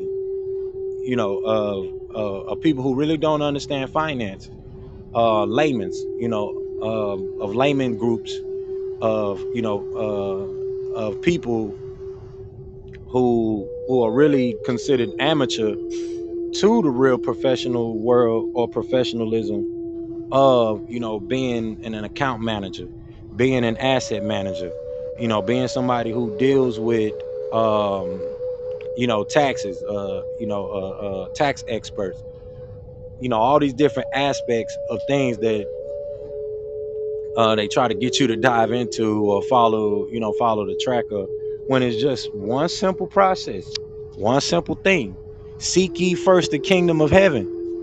So that means it don't matter what tribe you come from, you need to be finding out about the Thunderbirds, the Kachinas, the Igigi, the gods, the Natiru, the Yahwehans, the Allahumma, whoever whoever it is, you need to be seeking first the kingdom of that particular tribe, faith-based structure first. Step yourself into the many mansions that are that are in the house of the Most High, that are in the bosom of the Most High. In my Father's house there are many mansions, as it say in the scripture. So understanding understanding that, like I said, that solving theocratic acknowledgement and keeping it simple. And we go over this every week, every holy day.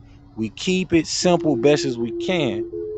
But for those that are scared away because of, I don't want to step into no church, like I don't feel like I'm in church. It's no, baby. This is where, if because some of our people had a choice, like Kanye mentioned before. They had the choice to whether they wanted to go to the church with those that was listening to the messages from the pastor, to pass on the and yeah, that go together, to pass on the messages from the slave Bible, not the real Bible, not the real scriptures, but the slavery Bible, which had total different texts in it. That's another story for another time. But you had the choice between going there and coming to your spiritual gathering, where they sung what they call spirituals, Negro spirituals. And you had the chance to come and go there and deal with the tribal gatherings that were happening. So you still have that to this day and time. So this is why I say we cannot dictate the movement of our sovereignty and redemption based on people's opinion. We have to keep it realistic, and we have to keep it down to the reality of things. And this is what's going to empower you. Down by the river. Look. I was in another room and his sister was singing, "Wade in the waters." I was like, oh, she woke him up. She took it home. She really took it home. Because the topic of the room, they were talking about, the power of cleansing yourself with water. Right? This is the roots and the basics. So you have your chance to go with your roots, or you could continue to amalgamate yourself into worshiping gods that you know nothing about, and deities, things like that you know nothing about. In the scriptures it said foreign gods in a foreign land. And this is essentially what keep happening. We keep destroying ourselves for a lack of knowledge, and we keep running in circles with all these different things, and we're not bringing it back to building a royal court and a royal administration, and rooting everything back to the the mother nation. Not to say we can't have multiple tribes that make up clans and things like that. This is how we as indigenous people, built a confederation. This is how we got to the point of building a national confederation, and we were actually caught off guard because we was having infighting go on amongst that, amongst the true civilized tribes, the Als, the Alis, the Days, the Bays, and the Els, because the Moors was already here, and we had, the uncivilized tribes replace us, um, in that factor. So now you have the fact that, um we're coming up and waking up, but we still are being caught with the same version of magic that cause us to have the disagreements, the dissension, and the disunity in the first place. The same spells of Mideast, from ancient Medea, um which we still dealing with today, the media and the news. And it ain't the good news, it ain't the good gospel, and it ain't the good word. So this is not about church, but this is the place to come and get the good news, what we call the supreme news, the Nebuah, uh which is the prophetic messages, the messages from the prophets. We honor all true and divine prophets. This is why the master teacher, had to pay his homage and respect to the prophet Noble Drew Ali, regardless of the things that he came and came to make corrections about, which is knowledge that we still needed, but at the same time, pay respect to what the fundamental basis of what the prophet laid down, and the messages from the prophet, and the science that the prophet brought. Nuwabu, as most people understand, is a science. It's a cultural science, an ancient indigenous cultural science, which means, um, um, you know, the science of sound right wisdom, or sound wisdom, which is all through the scriptures, which is what they're talking about. The wisdom of the wise men, the wisdom of the prophets, the wisdom of the sages. So you coming in, you stepping in this particular space, you stepping into a place, a house of love, first off, and a place of sound wisdom, with a sound program that's in alignment. And it's the equalizer. This information is the equalizer, which is nothing but what Islam, especially to the gods and goddesses, through Clarence 13X, this is what they understand when you talk about what's the supreme mathematics of the day is, and supreme wisdom, and that number 6 pop up for equality and to equalize. That's Islamicism. That's peace. The ways of peace. Milia Ibrahim. The ways of peace, for us to come together. Not about the things, like I said, we can get real deep into the right knowledge, the right wisdom for the right understanding, but at the same time, because we got to come together. This is not about you being a 5%er, or this person being Nation of Islam, and the Nawabian over here, he feel like he not a 5%er, he 100%er. We get it. I'm with it, but we got to come together, not about the things we cannot agree upon, but the things we can agree upon. And first thing first is our sovereignty, our redemption, and having that standing as the Ummah, especially if we're going to make this about the souls of our people, the soul of our nation. And this is why Spirit told me to touch on what I had to touch on today about the faith of Islamicism. When the prophet say go propagate the faith, this is what he mean. This message, this divine message, go out there in the highways and byways and grab them by the collar and bring their butts into the temple. But in this day and time that we are in, these people are going to come running into the temples, especially the temples that are carrying the wave and the message that we're putting out here as this little voice of wilderness, this little voice in the wilderness that we have putting out, because we're continuing on giving our honors to the master teacher. We're continuing on that message that the master teacher brought, which brings your butt back to fundamental reality, brings you back down to earth. You can be up there with the Gigi and the Anunnaki, the Umshigil, all of that, and understand everything's about Jupiter, Mars, and the stars, but in the now time, and as it is in heaven, it shall be on earth, or as it is in Riz, it shall be on Tiamat. Then you got to be in the now time for that.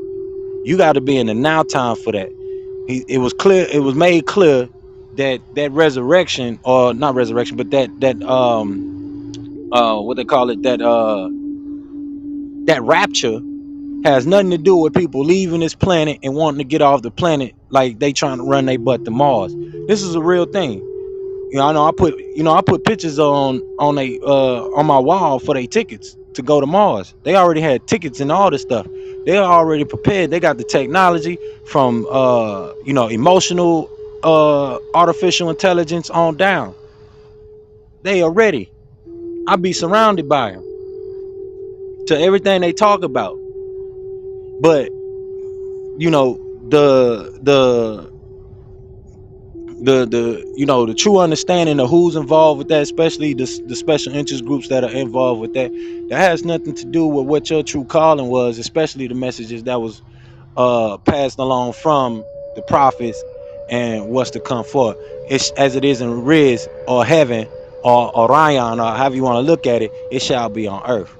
So it's not about us leaving the planet to stay away from the planet, to get away from the planet and bring our problems to another planet and terraform another planet. It's to stop what happened on Mars by stopping what we doing here and correcting ourselves within ourselves and fixing us. This is about us, as we say, what we accept as fact, that we must check ourselves, um, and be truthful about ourselves, and learn to accept and respect people for who and what they are. Even the black devils that are out there, white devils, black devils, yellow devils, green devils, blue devils, all of them. Even the ones within yourself, and understanding those Elohims that make up your willpower, and really getting yourself with alignment with the direction of progression of this planet, of this omniverse, and where we're headed in divine spirit. Divine nature does not work against itself, and we got to remember that. True peace, nobles. True peace. So I really want to give honors to y'all for being here with me tonight, because spirit came through and put that little ting-a-ling-a-ling on my brain, my third eye, the heart of my brain, and you know uh came through for the conveyance of that.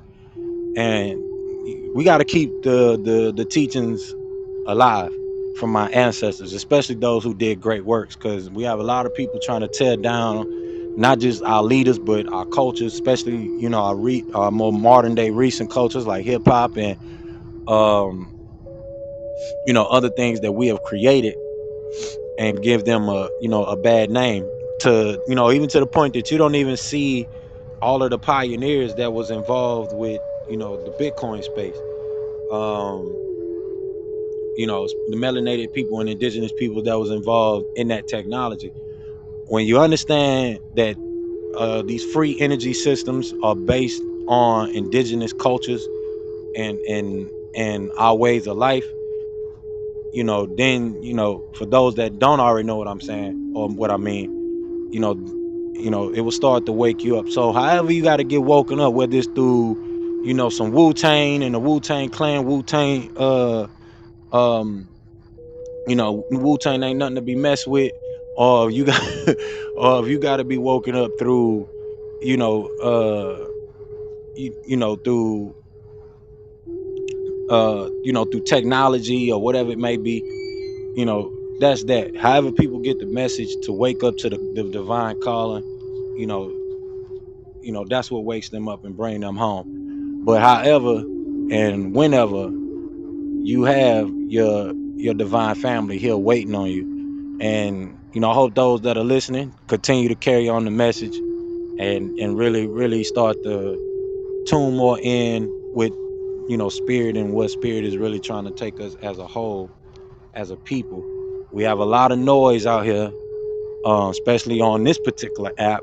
When it especially when it first came out, I was one of uh one of the most popular things that came out about this app is, if we're gonna send you to the gulag and people arguing and all the drama rooms they got on here. But not just this app, all over the space, all over the social media world, all over the internet, period, you find a lot of noise. And very seldom do you find the knowledge, the tune, the tonation of the 144D, that peace, that vibration of the divine lights, the true light, the true knowledge, which you find in the scriptures as noon. So we're here. We still going, and is we on our way up to 300 members here in the temple. Everybody don't come every week, but like the prophet said, it's mandatory. It's especially mandatory for me if I'm the grand sheik of the temple. So I got to be my butt here. But to get the message out more is, we're gonna do more things and really show what can be done. This year is just be a better you. No need for resolutions, at least coming from me, but a resolution for us is be a better you. Did you do your best? That's always our main questioning to everybody and anybody. Did you do your best? Did you do your best today? Did you do your best yesterday? And as long as you did your best, because you ain't gonna be 100% capacity going every day, and that's all that matters. And we want to make sure our people truly, truly, truly take heed to these things. But with that, I'm gonna jump a little more into the literature. Y'all want to bring up some current events and things like that, or some things that y'all came across that's going on in today's current events of things in this crazy world of media that we have. Anything y'all want to touch on, y'all, the floor is open. Other than that, I'm gonna jump into some more of this literature, and then I'll be closing us out after that with the prayer.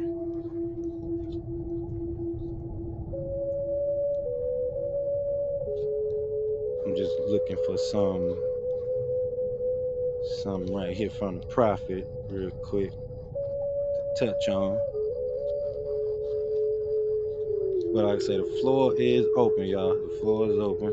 I know, John, you said your mic was messed up, so if anything you want to touch on or make any contributions, Noble, you can. The floor is open.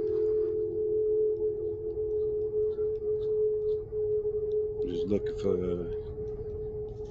some things from the prophet that we can add on to today's message and today's bill. Yeah, but y'all want to go back in the meantime, in between times. Y'all want to go back and listen to them holy days, them replays, because man, it's when I say,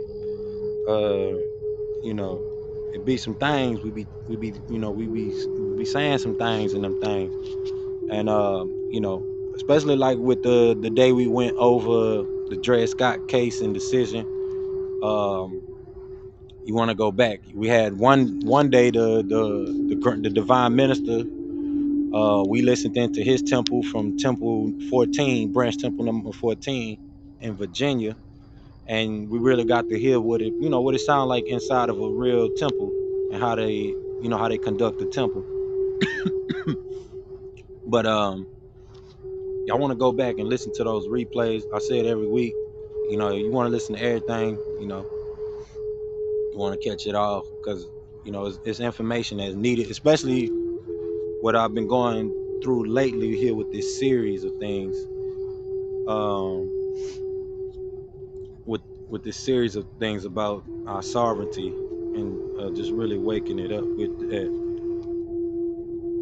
and really bringing that to the forefront. And by the way, I do have a copy of the Injiyl and the El's Holy Qur'aan, so we will be getting back into that, reading from the El's Holy Injiyl and the Qur'an, and really waking it up, with reading that, the Book of Revelations, as well as El's Holy Qur'an, which is also uh, of revelations that came after the prophet and the avatar Jesus or Yahshua HaMashiach. But I'm not sure where we left off in our readings of the El's Holy Quran. I know we was in the thick of it. We was all the way in like chapter 40 or something like that. So we really got into the reading. But we will continue on with our readings this year for sure, and getting into the reading of El's Holy Quran, because this is translated for us in layman's terms to understand. So y'all are really gonna want to catch those readings as we continue on. But I ain't gonna hit y'all with that because that's something we gonna kick off.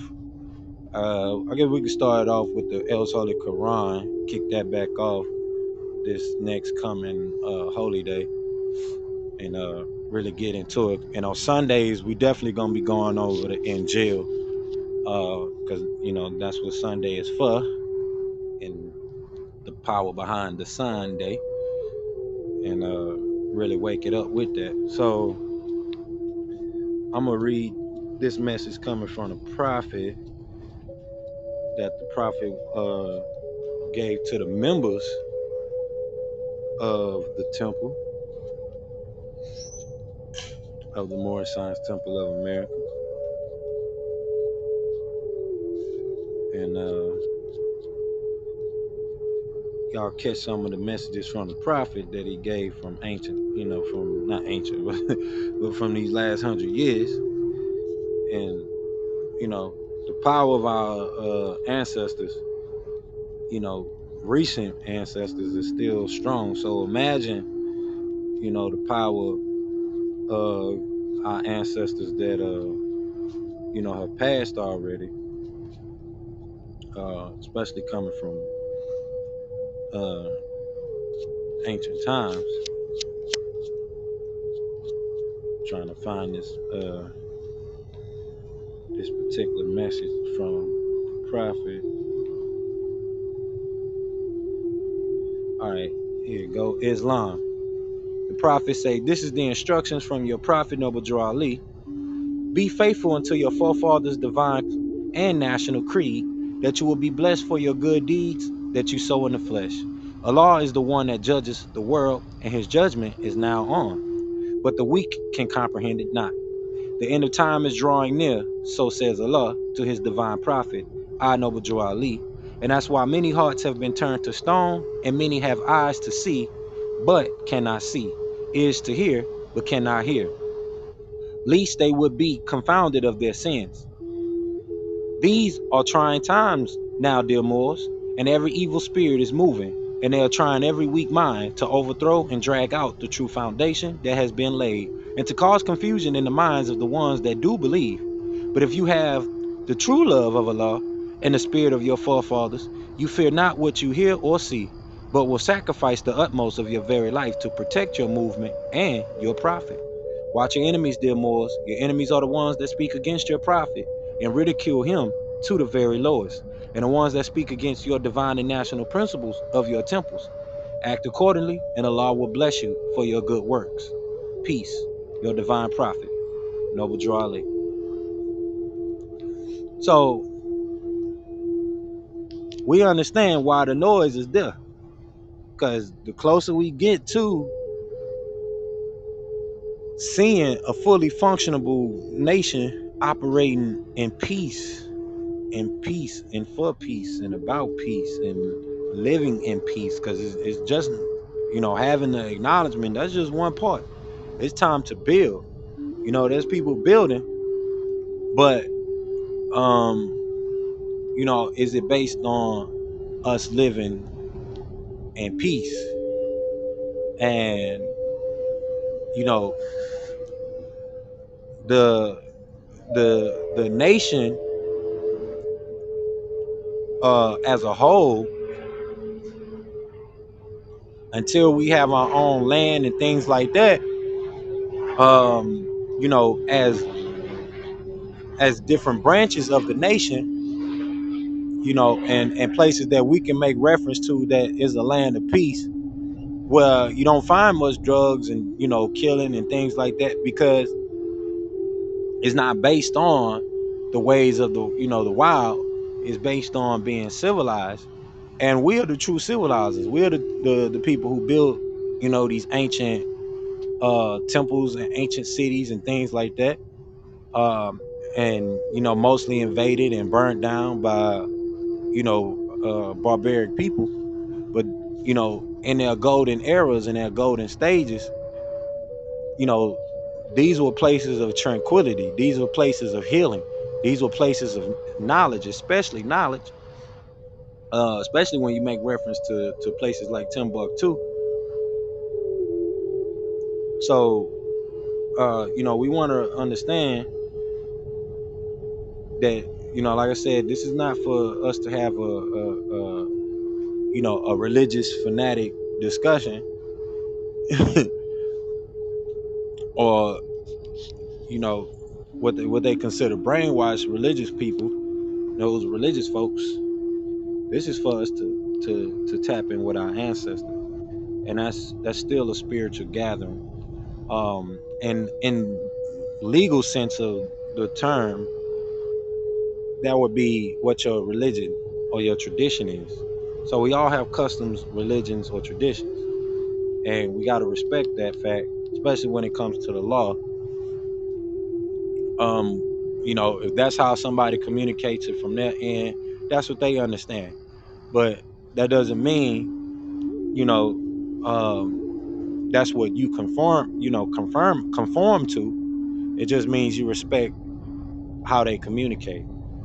That's it. You know, you will want the same uh, from others when they're in your house. As they say, when you in Rome, you do as the Romans. You don't have to be like the ghetto Romans, because that's what, you know, a lot of us are in this modern day and time. They got us participating in a way of life, and mannerisms that don't really belong to us. You know, being ghetto, but you know, which is come from the grotto and the cave folks. But, you know, that's a whole nother, you know, topic for another day. Whole another topic for another day.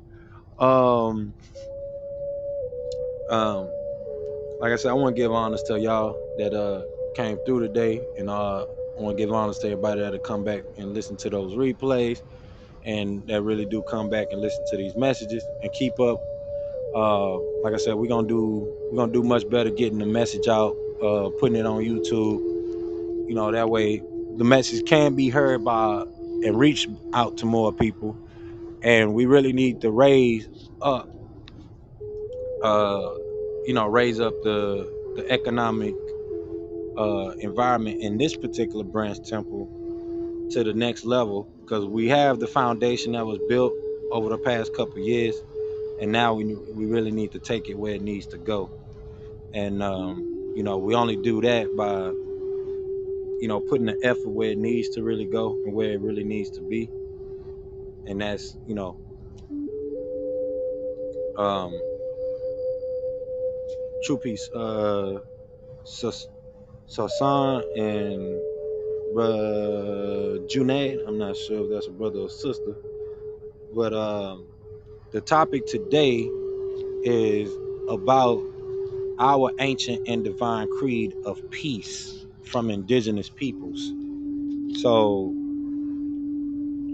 that is our topic today, and we're teaching our people their nationality and their divine creed. True peace, Noble Jackie. True peace, Sister Jackie. All's well. Greetings, my brother. Yes, greetings to everyone. Bless, Happy bless, Sabbath. bless. Happy holy day. Happy holy day. Happy holy day to you Yeah. all. So, uh, I don't know if that's a brother or sister, but Saswan was asking what's the topic. Today is our holy day, so we do our holy day gathering on Fridays, every Friday. And like I mentioned, the topic for tonight is our ancient divine creed, which is a little different from the orthodox culture of way of life of Islam. So that has been the topic tonight because we as indigenous peoples, especially those of African descent and indigenous American descent, don't know much about the history of the slave trades and things like that, and why nationality is an issue for people in this day and time. So, alhamdulillah and wa alaikum salam. I'm sorry, assalamu alaikum. I was like wa alaikum salam. But yeah, greetings, Sister Jackie, True Peace, Her Majesty Sade, Noble Jonathan. Want to give honors to y'all for coming through today, spending time with us. Any contributions you want to make real quick, Noble? Sister Jackie? I know you just came in. Not at this time, my brother. Islam. But it's always glad to have you. Like I said, y'all go back, listen to the replays, and listen to everything. We touch on the information that's needed, especially for us and our sovereignty. And we got to come together as a royal council, especially this particular branch temple number 24 of the Moorish Science Temple of America. We got to come together and get the royal council together. We have the royal council partially built, but not fully built. But as I say every week, we want to have active Moors involved and active. You want to surround yourself with active members of the Moorish Science Temple of America. But yes, we are peacemakers, what you would call Muslim, and here in America, they have it cantonized as Muslims. So yes, we would be considered what you would call a Muslim, ones of peace. We are peacemakers. So yeah, Sasan, Her Majesty was asking you a question in the chat. I'm not sure if you've seen that, but we are peacemakers, and that's kind of what I was getting into about the faith today and how it's different than what was considered an Orthodox Muslim, um, and how we are, the progenitors from the ancient and divine creed as indigenous peoples of the ways of peace of the Milia Ibrahim, and being, the blood lineage of those, progenitors, and even further back, before Abraham. So, and even Joshua mentioned that too as well. I didn't get to state that earlier, that in the scriptures where he says, I am before Abraham. So that's making reference to, the ways and the ancient ways of peace, the ancient ways of life. Like I said, even going back to the ancient, the prehistoric ancient Egyptians. So peace, peace, peace, peace, peace. Love and light, love and light. Welcome, welcome, welcome. Y'all are free to join us here. We are Branch Temple of the Moorish Science Temple of America. I'll reset the room real quick. This will be the last reset for the night, but this is branch temple number 24 of the Moorish Science Temple of America. We are a global branch temple of the Moorish Science Temple of America. We're teaching our people their nationality and their divine creed, and we're linking our people in with the Holy Family of Nations. And we honor all true and divine prophets from Muhammad, Buddha, Confucius, and also Avatar Yahshua. And this is like I said a couple minutes ago, I don't know how long y'all was in the room, but this is a place and space of love, divine love, and peace. And a temple of knowledge, a sacred hall of knowledge, where we come together. I wish we had more of the tones like we usually do, because y'all know, y'all that been around me long enough, y'all know I like to play the tones in the background and just really set that space. But this is a place of love and true light. And we also went over the true light as well today. We are a true light society, a global society, and helping uh, our people, get involved with the development of the global village. So uh, before I bring you up on stage, are you a member? Make sure y'all click that gray block of words at the top that say World Temple. Once y'all done that, let me know so we can bring y'all on stage. But okay, let me check out that link you posted, Sasan. But y'all are welcome here anytime as well. And make sure, let me know when y'all leave a message in the chat when y'all click the gray block of words at the top that say World Temple. Go ahead and join us. Because the only people on stage we allow on stage is people that are official members of the temple. Whether you're a guest member or whatever type of member you are. To join, you would have to go back and listen to the replays. To become an official member, you have to go back, listen to the replays when we close out here, and click that link that we had pinned to the top of the room earlier that says Civics 101. That way you can join us. And then the link that I have pinned up there at the top of the room now is our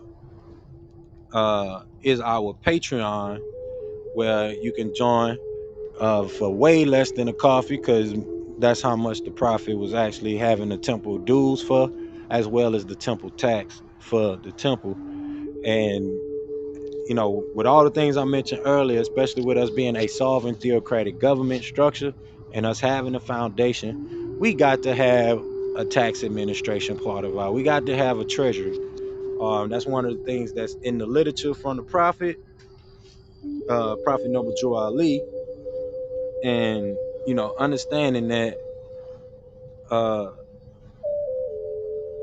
understanding the reason for the taxes, and the tax authority that we do have, and has been given acknowledgement to. This is why we have to have the things like Jonathan put in the chat about the sovereignty of our finance, and really understanding what it takes to build a nation. As the prophet mentioned, um uh in one of the literatures, without a treasury, we are nothing. So we want to take heed to that. That's in the literature called Think This Over Moors. I read that before here on Holy Day. I don't know if we got time to go over it tonight. We ain't got much time for it tonight, but that is one of the things that we always mention. You got to have a treasury. Without a treasury, you don't have anything. So for us to have a nation, we have the acknowledgement. Now we got to think, economics and commerce. That's why I read Our Dollars and Our Cents by the prophet earlier, because we have to have an economy of scale, and we got to come, with things. And that's the next level of, like I said, for this particular branch temple, is putting our temple meetings on YouTube, and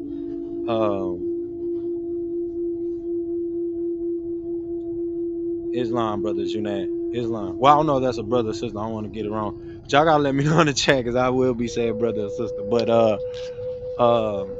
yeah, thank you. That's all we stand for, is uplifting humanity. So we definitely all on the same page. And that is the thing about us coming into the fold of understanding our divine creed and our divine custom. Because I mentioned earlier, you could be civil little mortus, which means civilly dead in the eyes of the law, especially as indigenous peoples, or you can be a part of those that are civilly alive and looked at as civilized. And those are the people that have a faith, that have a custom and a way of life, especially an ancient custom, that they go by. So we definitely on the same page with that. But like I said, we gotta take this to the next level, especially with this branch temple and the economics that we have here. and the things that we offer. We do have the cards, the buttons, and things like that that's coming by way of the prophet. But we need you all to become those Moorish lawyers, those Moorish doctors, those we got a Moorish football league out there. We got a Moorish basketball league out there that's going on. We need more of these type of things in place. Moorish architects.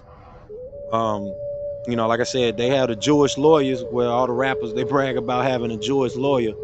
But where are those Moorish lawyers that our brothers and sisters of peace could really go to when they need help in the law? If the Moors are gonna know all these things, especially about the law, and we can't bring anything home to our royal court, then what does it all mean? What does it all do? So especially if they diving into that black nation conversation, we need to have it. And the fundamental knowledge that's available needs to be brought up.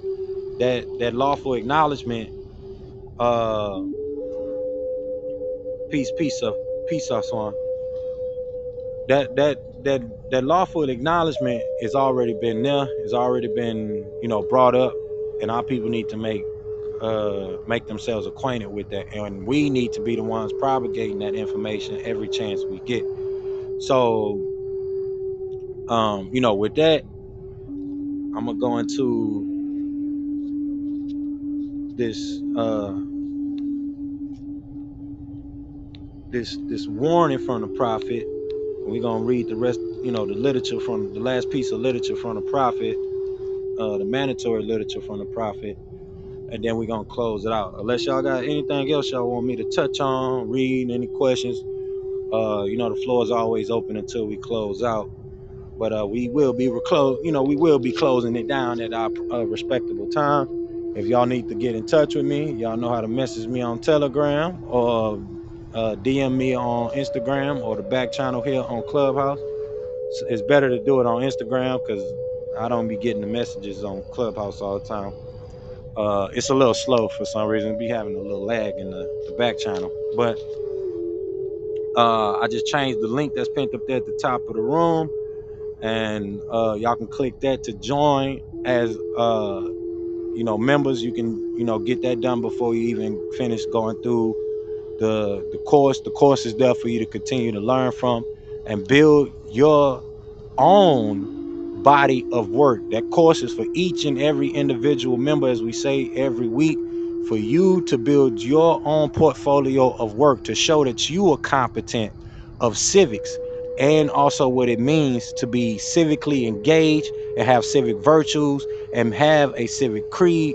Those 5 principles are what they say makes a person, a upright man and woman, having a language, a nation, and a creed, and all these things that go into those 5 principles, what makes you a civilized man and woman. So, take heed to that. Get that, get that link. Get involved. One person can't conduct the whole school. We need people to come in. We need the administrative. The Royal Council got to come together on that, and get the school going, get the administration going. We need a lot of more things put in place, and one person can't do it by themselves. I did a lot over the years, but I'm not gonna be burning myself out to save a nation. So because I wouldn't be able to save the nation if I was burnt out. So I gotta know when to slow down the brakes and know when to speed up. And with that, y'all get the messages out. We can have the buildings. We already got people building in Georgia, Louisiana. We got people building all over the nation, but we have to come together about and come into the fold of this civic engagement and have that civic engagement about us being a nation of people, and that starts with our branch temples. And even the branch temples that are already together, help them get the sound fundamental conversation that we're having, because with the works that we've done over the years, we are a well talked about, whether we respect it or hate it. We are a well talked about temple. or a movement of people that they really don't get to see my face too much because they don't need to know who I am. Uh, when it come to just being out there in the public eye like that. Um, I'm not here to be famous. I'm not here to be, no. I'm already well known, so I don't need to be, out there in the limelight and all the, all the people videos. You don't want to produce all in your video, come to life row, as we say. So, with that, y'all, get the message out. Still working, a lot of work to be done, and we need the people that got professions. I spent this whole past year getting my credentials up, going to school, and getting more credentials behind my belt. Not just honorary certificates and all that to brag about. I went and got my school credentials up, like the prophet say. Go get you go get yourself a good European education. Most people don't know I dropped out in the 10th grade and still was able to get honorific titles as a doctor and all these other different things, and then went back to get certified in understanding banking, investment banking, understanding credit.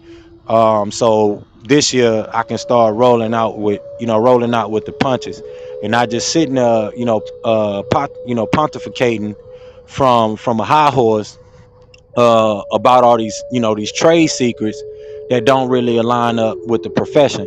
So now I can communicate the message that need to be communicated to our people that are learning these trade secrets when it comes to credit, when it comes to tax secrets, when it comes to um, banking, whatever, whatever it is for, especially running the mechanics of an economy.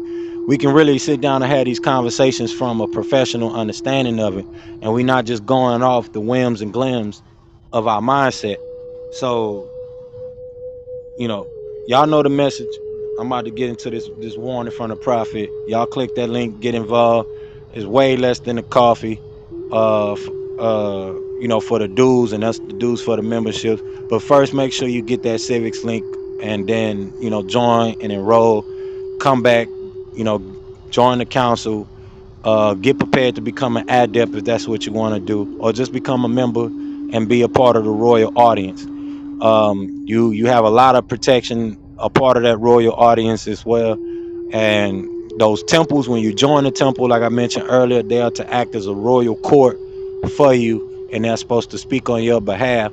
So a lot of the things that you go through and you get told about these status corrections and status packages has nothing to actually do with how we're supposed to conduct our administration. A lot of these people tell you sovereignty means you're supposed to do everything on your own. That is not what sovereignty is about. That's not what sovereignty means. Sovereignty doesn't mean you don't have a nation of people who still have products and have services, and you got to do everything on your own with no form of group economics. Y'all got to throw away the idiocracy, and step into actual fundamental knowledge, especially about civics, especially about governance, and and really come back to what we taught the world. And with that, let me go into this warning. The prophet said, I hereby inform all members that they must end all radical speeches while at work, in their homes, or on the streets. We are for peace and not destruction. Stop flashing your card at Europeans. It causes confusion. Remember, your card is for your salvation. Failure to obey these orders will be of severe consequence. We are for love, truth, peace, freedom, and justice. And when these principles are violated, justice must then take its course. Any member or group of members who hold malicious feelings toward the temple or the prophet, or violate the divine covenant of the Moorish movement, will receive their reward from Allah for their unjust deeds. All true Moors will and must obey the law as laid down to them by their prophet. If they lose confidence in their prophet, they should turn in their card and button, cease wearing their turban and fez, and return to the state where I, the prophet, found you. This is a holy and divine movement founded by the prophet Noble Ali, and if the prophet is not right, the temple is not right. The prophet therefore is sending out the divine plea to all Moorish Americans that they do their part in protecting their prophet and the temple. This is an everlasting movement founded by the prophet through the will of Allah to redeem his people from their sinful ways. True peace. Noble Ali. Islam. With that, man, the prophet didn't say kiss the ring, kiss the prophet ring. The prophet said protect the prophet and the movement. That's it. He didn't say come and kiss my ring. He the Pope. That ain't what the prophet said. We didn't hear that. That ain't what's going on here. So please get this message understood to our people. They gotta, come into a sense of reality. A lot of them are suffering from myassia. A lot of them are suffering from other forms of Asias, which is uh ancestral spirits hunting them and things like that. And that go back to what I mentioned earlier and what we accept as fact. It's the willpower of the Elohims it's the Elohims that make up your willpower, the gods, the deities, the spirits that you put together, that make up your willpower, that make up your shrine, that make up your altar, because you are the temple. We are a temple. This is in the scriptures. We govern ourselves as a temple, as a Barnabas, as a mosque, as such. That building, that three or more gathered in the name, whether it's even in the outside on a mound, which is a temple. That's what makes up the body politic.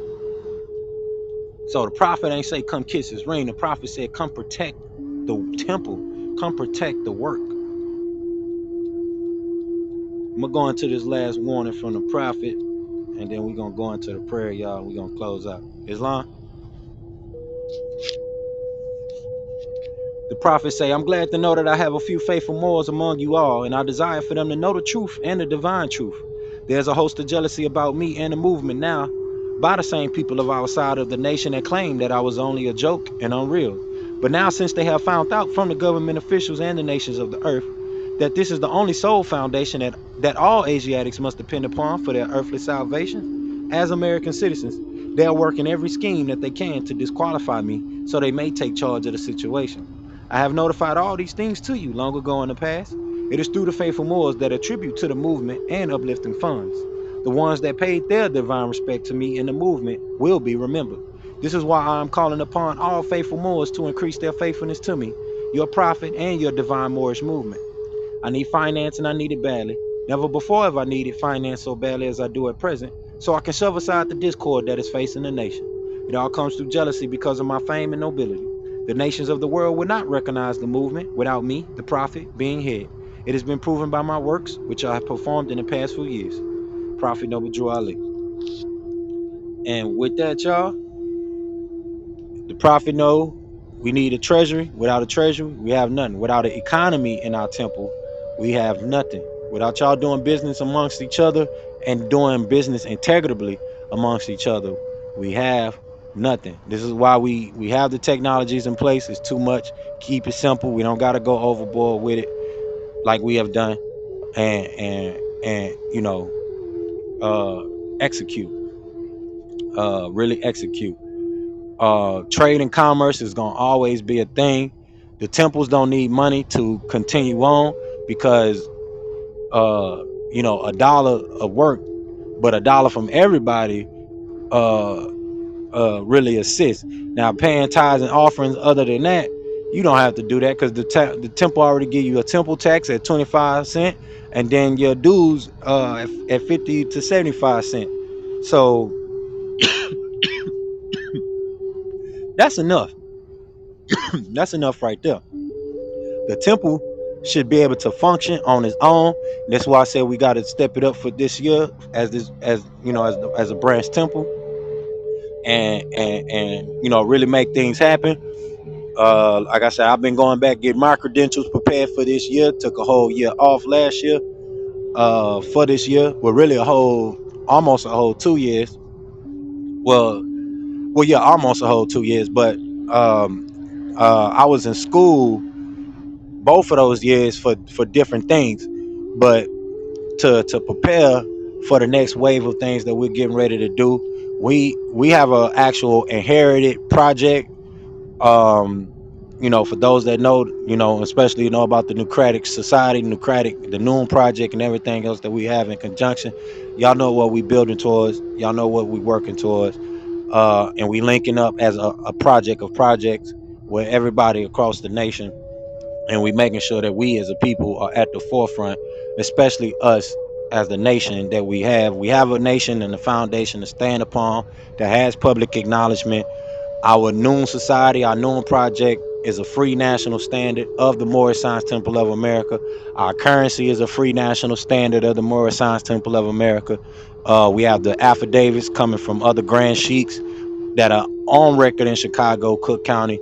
And like I said, it's different doing the paperwork thing as a Moor, but actually being a Moor, getting treated like royalty, getting escorted across cities and towns because you are a Moor and you are acknowledged as royalty, true American royalty, not just an American national or anything like that, which is what you are. You're an American national citizen, but you are American royalty, and you ought to be treated as such if you carry yourself as such.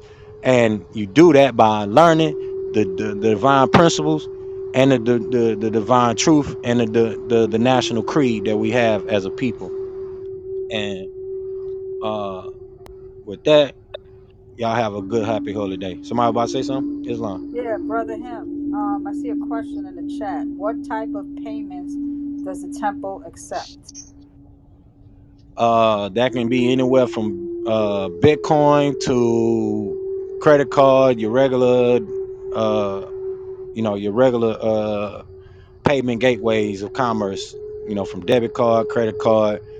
On that link that's pinned up there at the top of the room, that's the credit card gateway and the debit card gateway. But if you rather do Bitcoin, we do have uh, our pledges, which is a little more than the link that's pinned up there at the top of the room.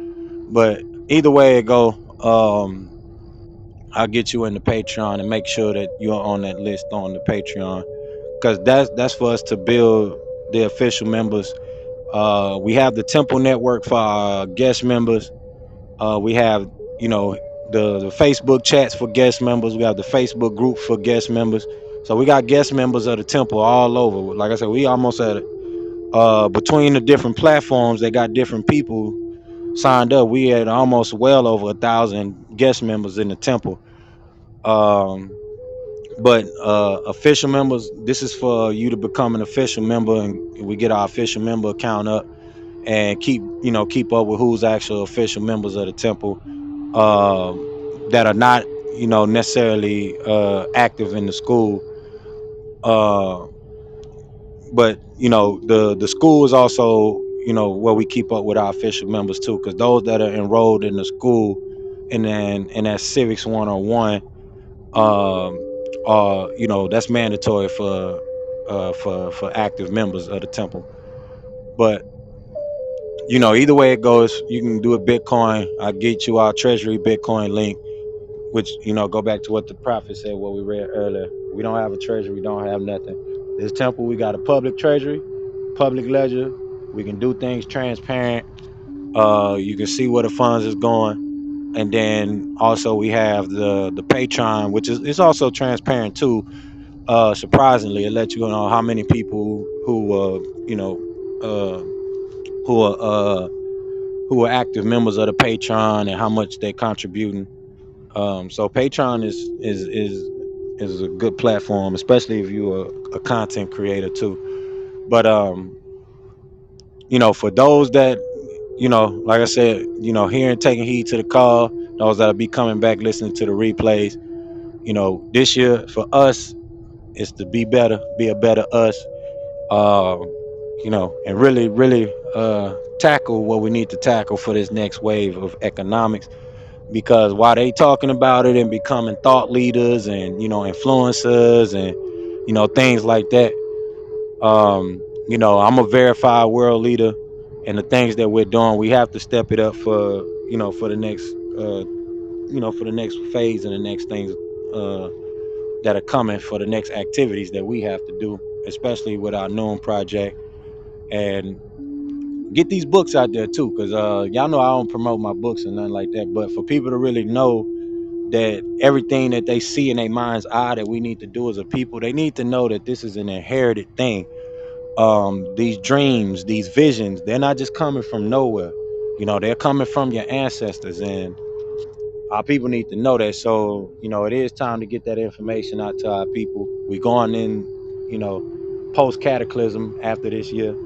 So 2023 represents the portal opening. For those that know, the portal is officially open. So get prepared for all the the craziness, especially the UFO type of information that'll be coming out this year, and people jumping in and out of time, different time portals, and catching up with themselves. This is the year. So you feel like you're catching back up with, and you're tuning back up with yourself. That's nothing but the year 2023, and the portal that opened every 10 years.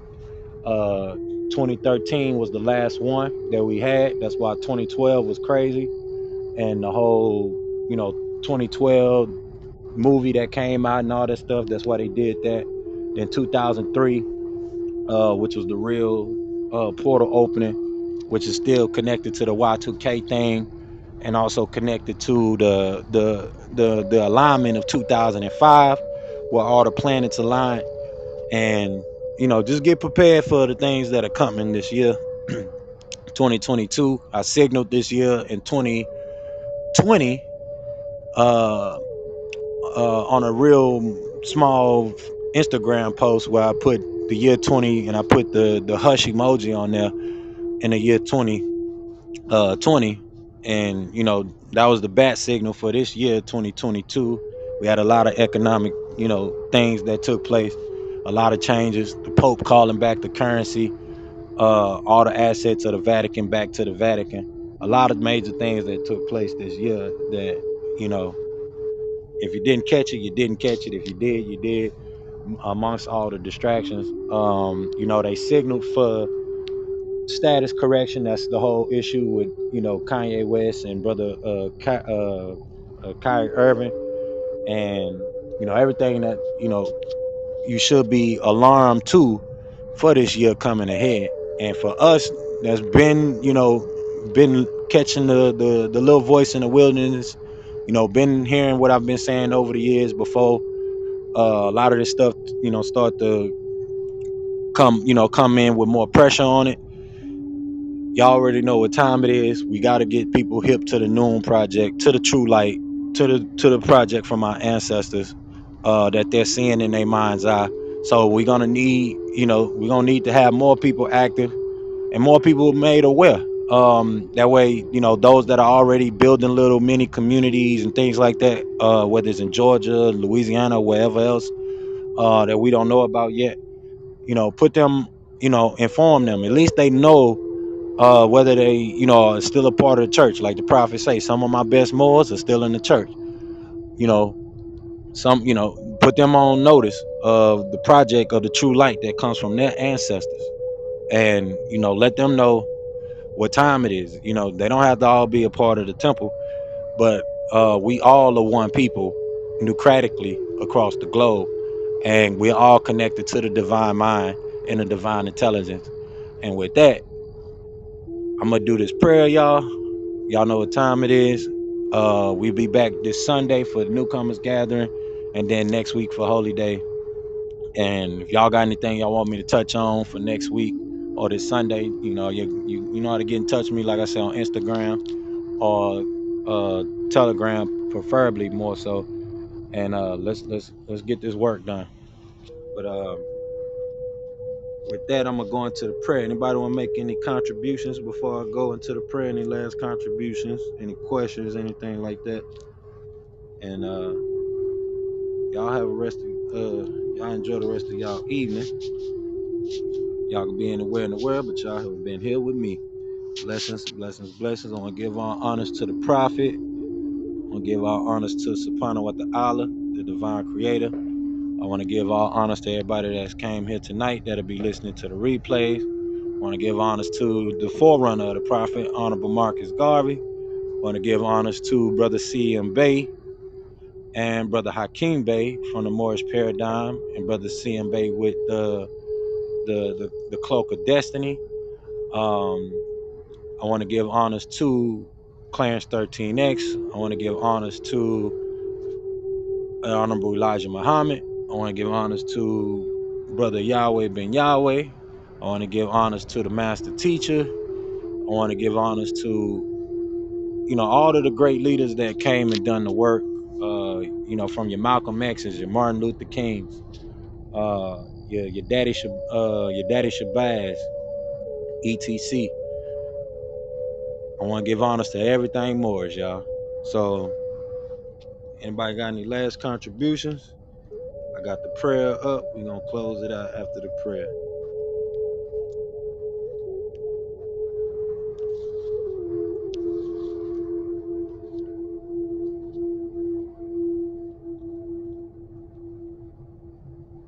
All right, all right.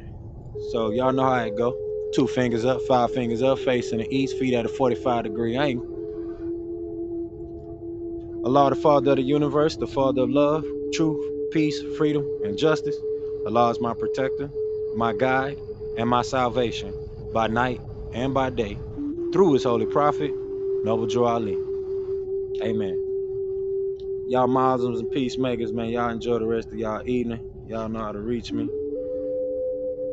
Thank y'all. Thank y'all. And let's lock it in. Y'all ready to wake it up for this year for these people? Let's do it. Last year was a test run on this app for me. This year coming, we will be, we will be going hard. Making ourselves more available. And like I say, let's wake it up economically for us, because we are royal. We supposed to treat ourselves like royalty, and we supposed to act like royalty. And we got assignments, and we need the royal council together, and we need to take up these assignments. We need spiritual places and things we need to be. People go there to for their bucket list, but we got places to go and do some energy work. For those that know what I mean, y'all know what I mean. We need to go there and lay our hands and do some some prayer and some supplications, and talk with the spirits in that area. So with that, y'all have a blessed, wonderful evening. Y'all already know. True peace, Her Majesty. True peace, Sister Jackie. True peace, Brother Jonathan. True peace, Brother Brian. Islam, Islam, Islam. Hagatep, Wadu.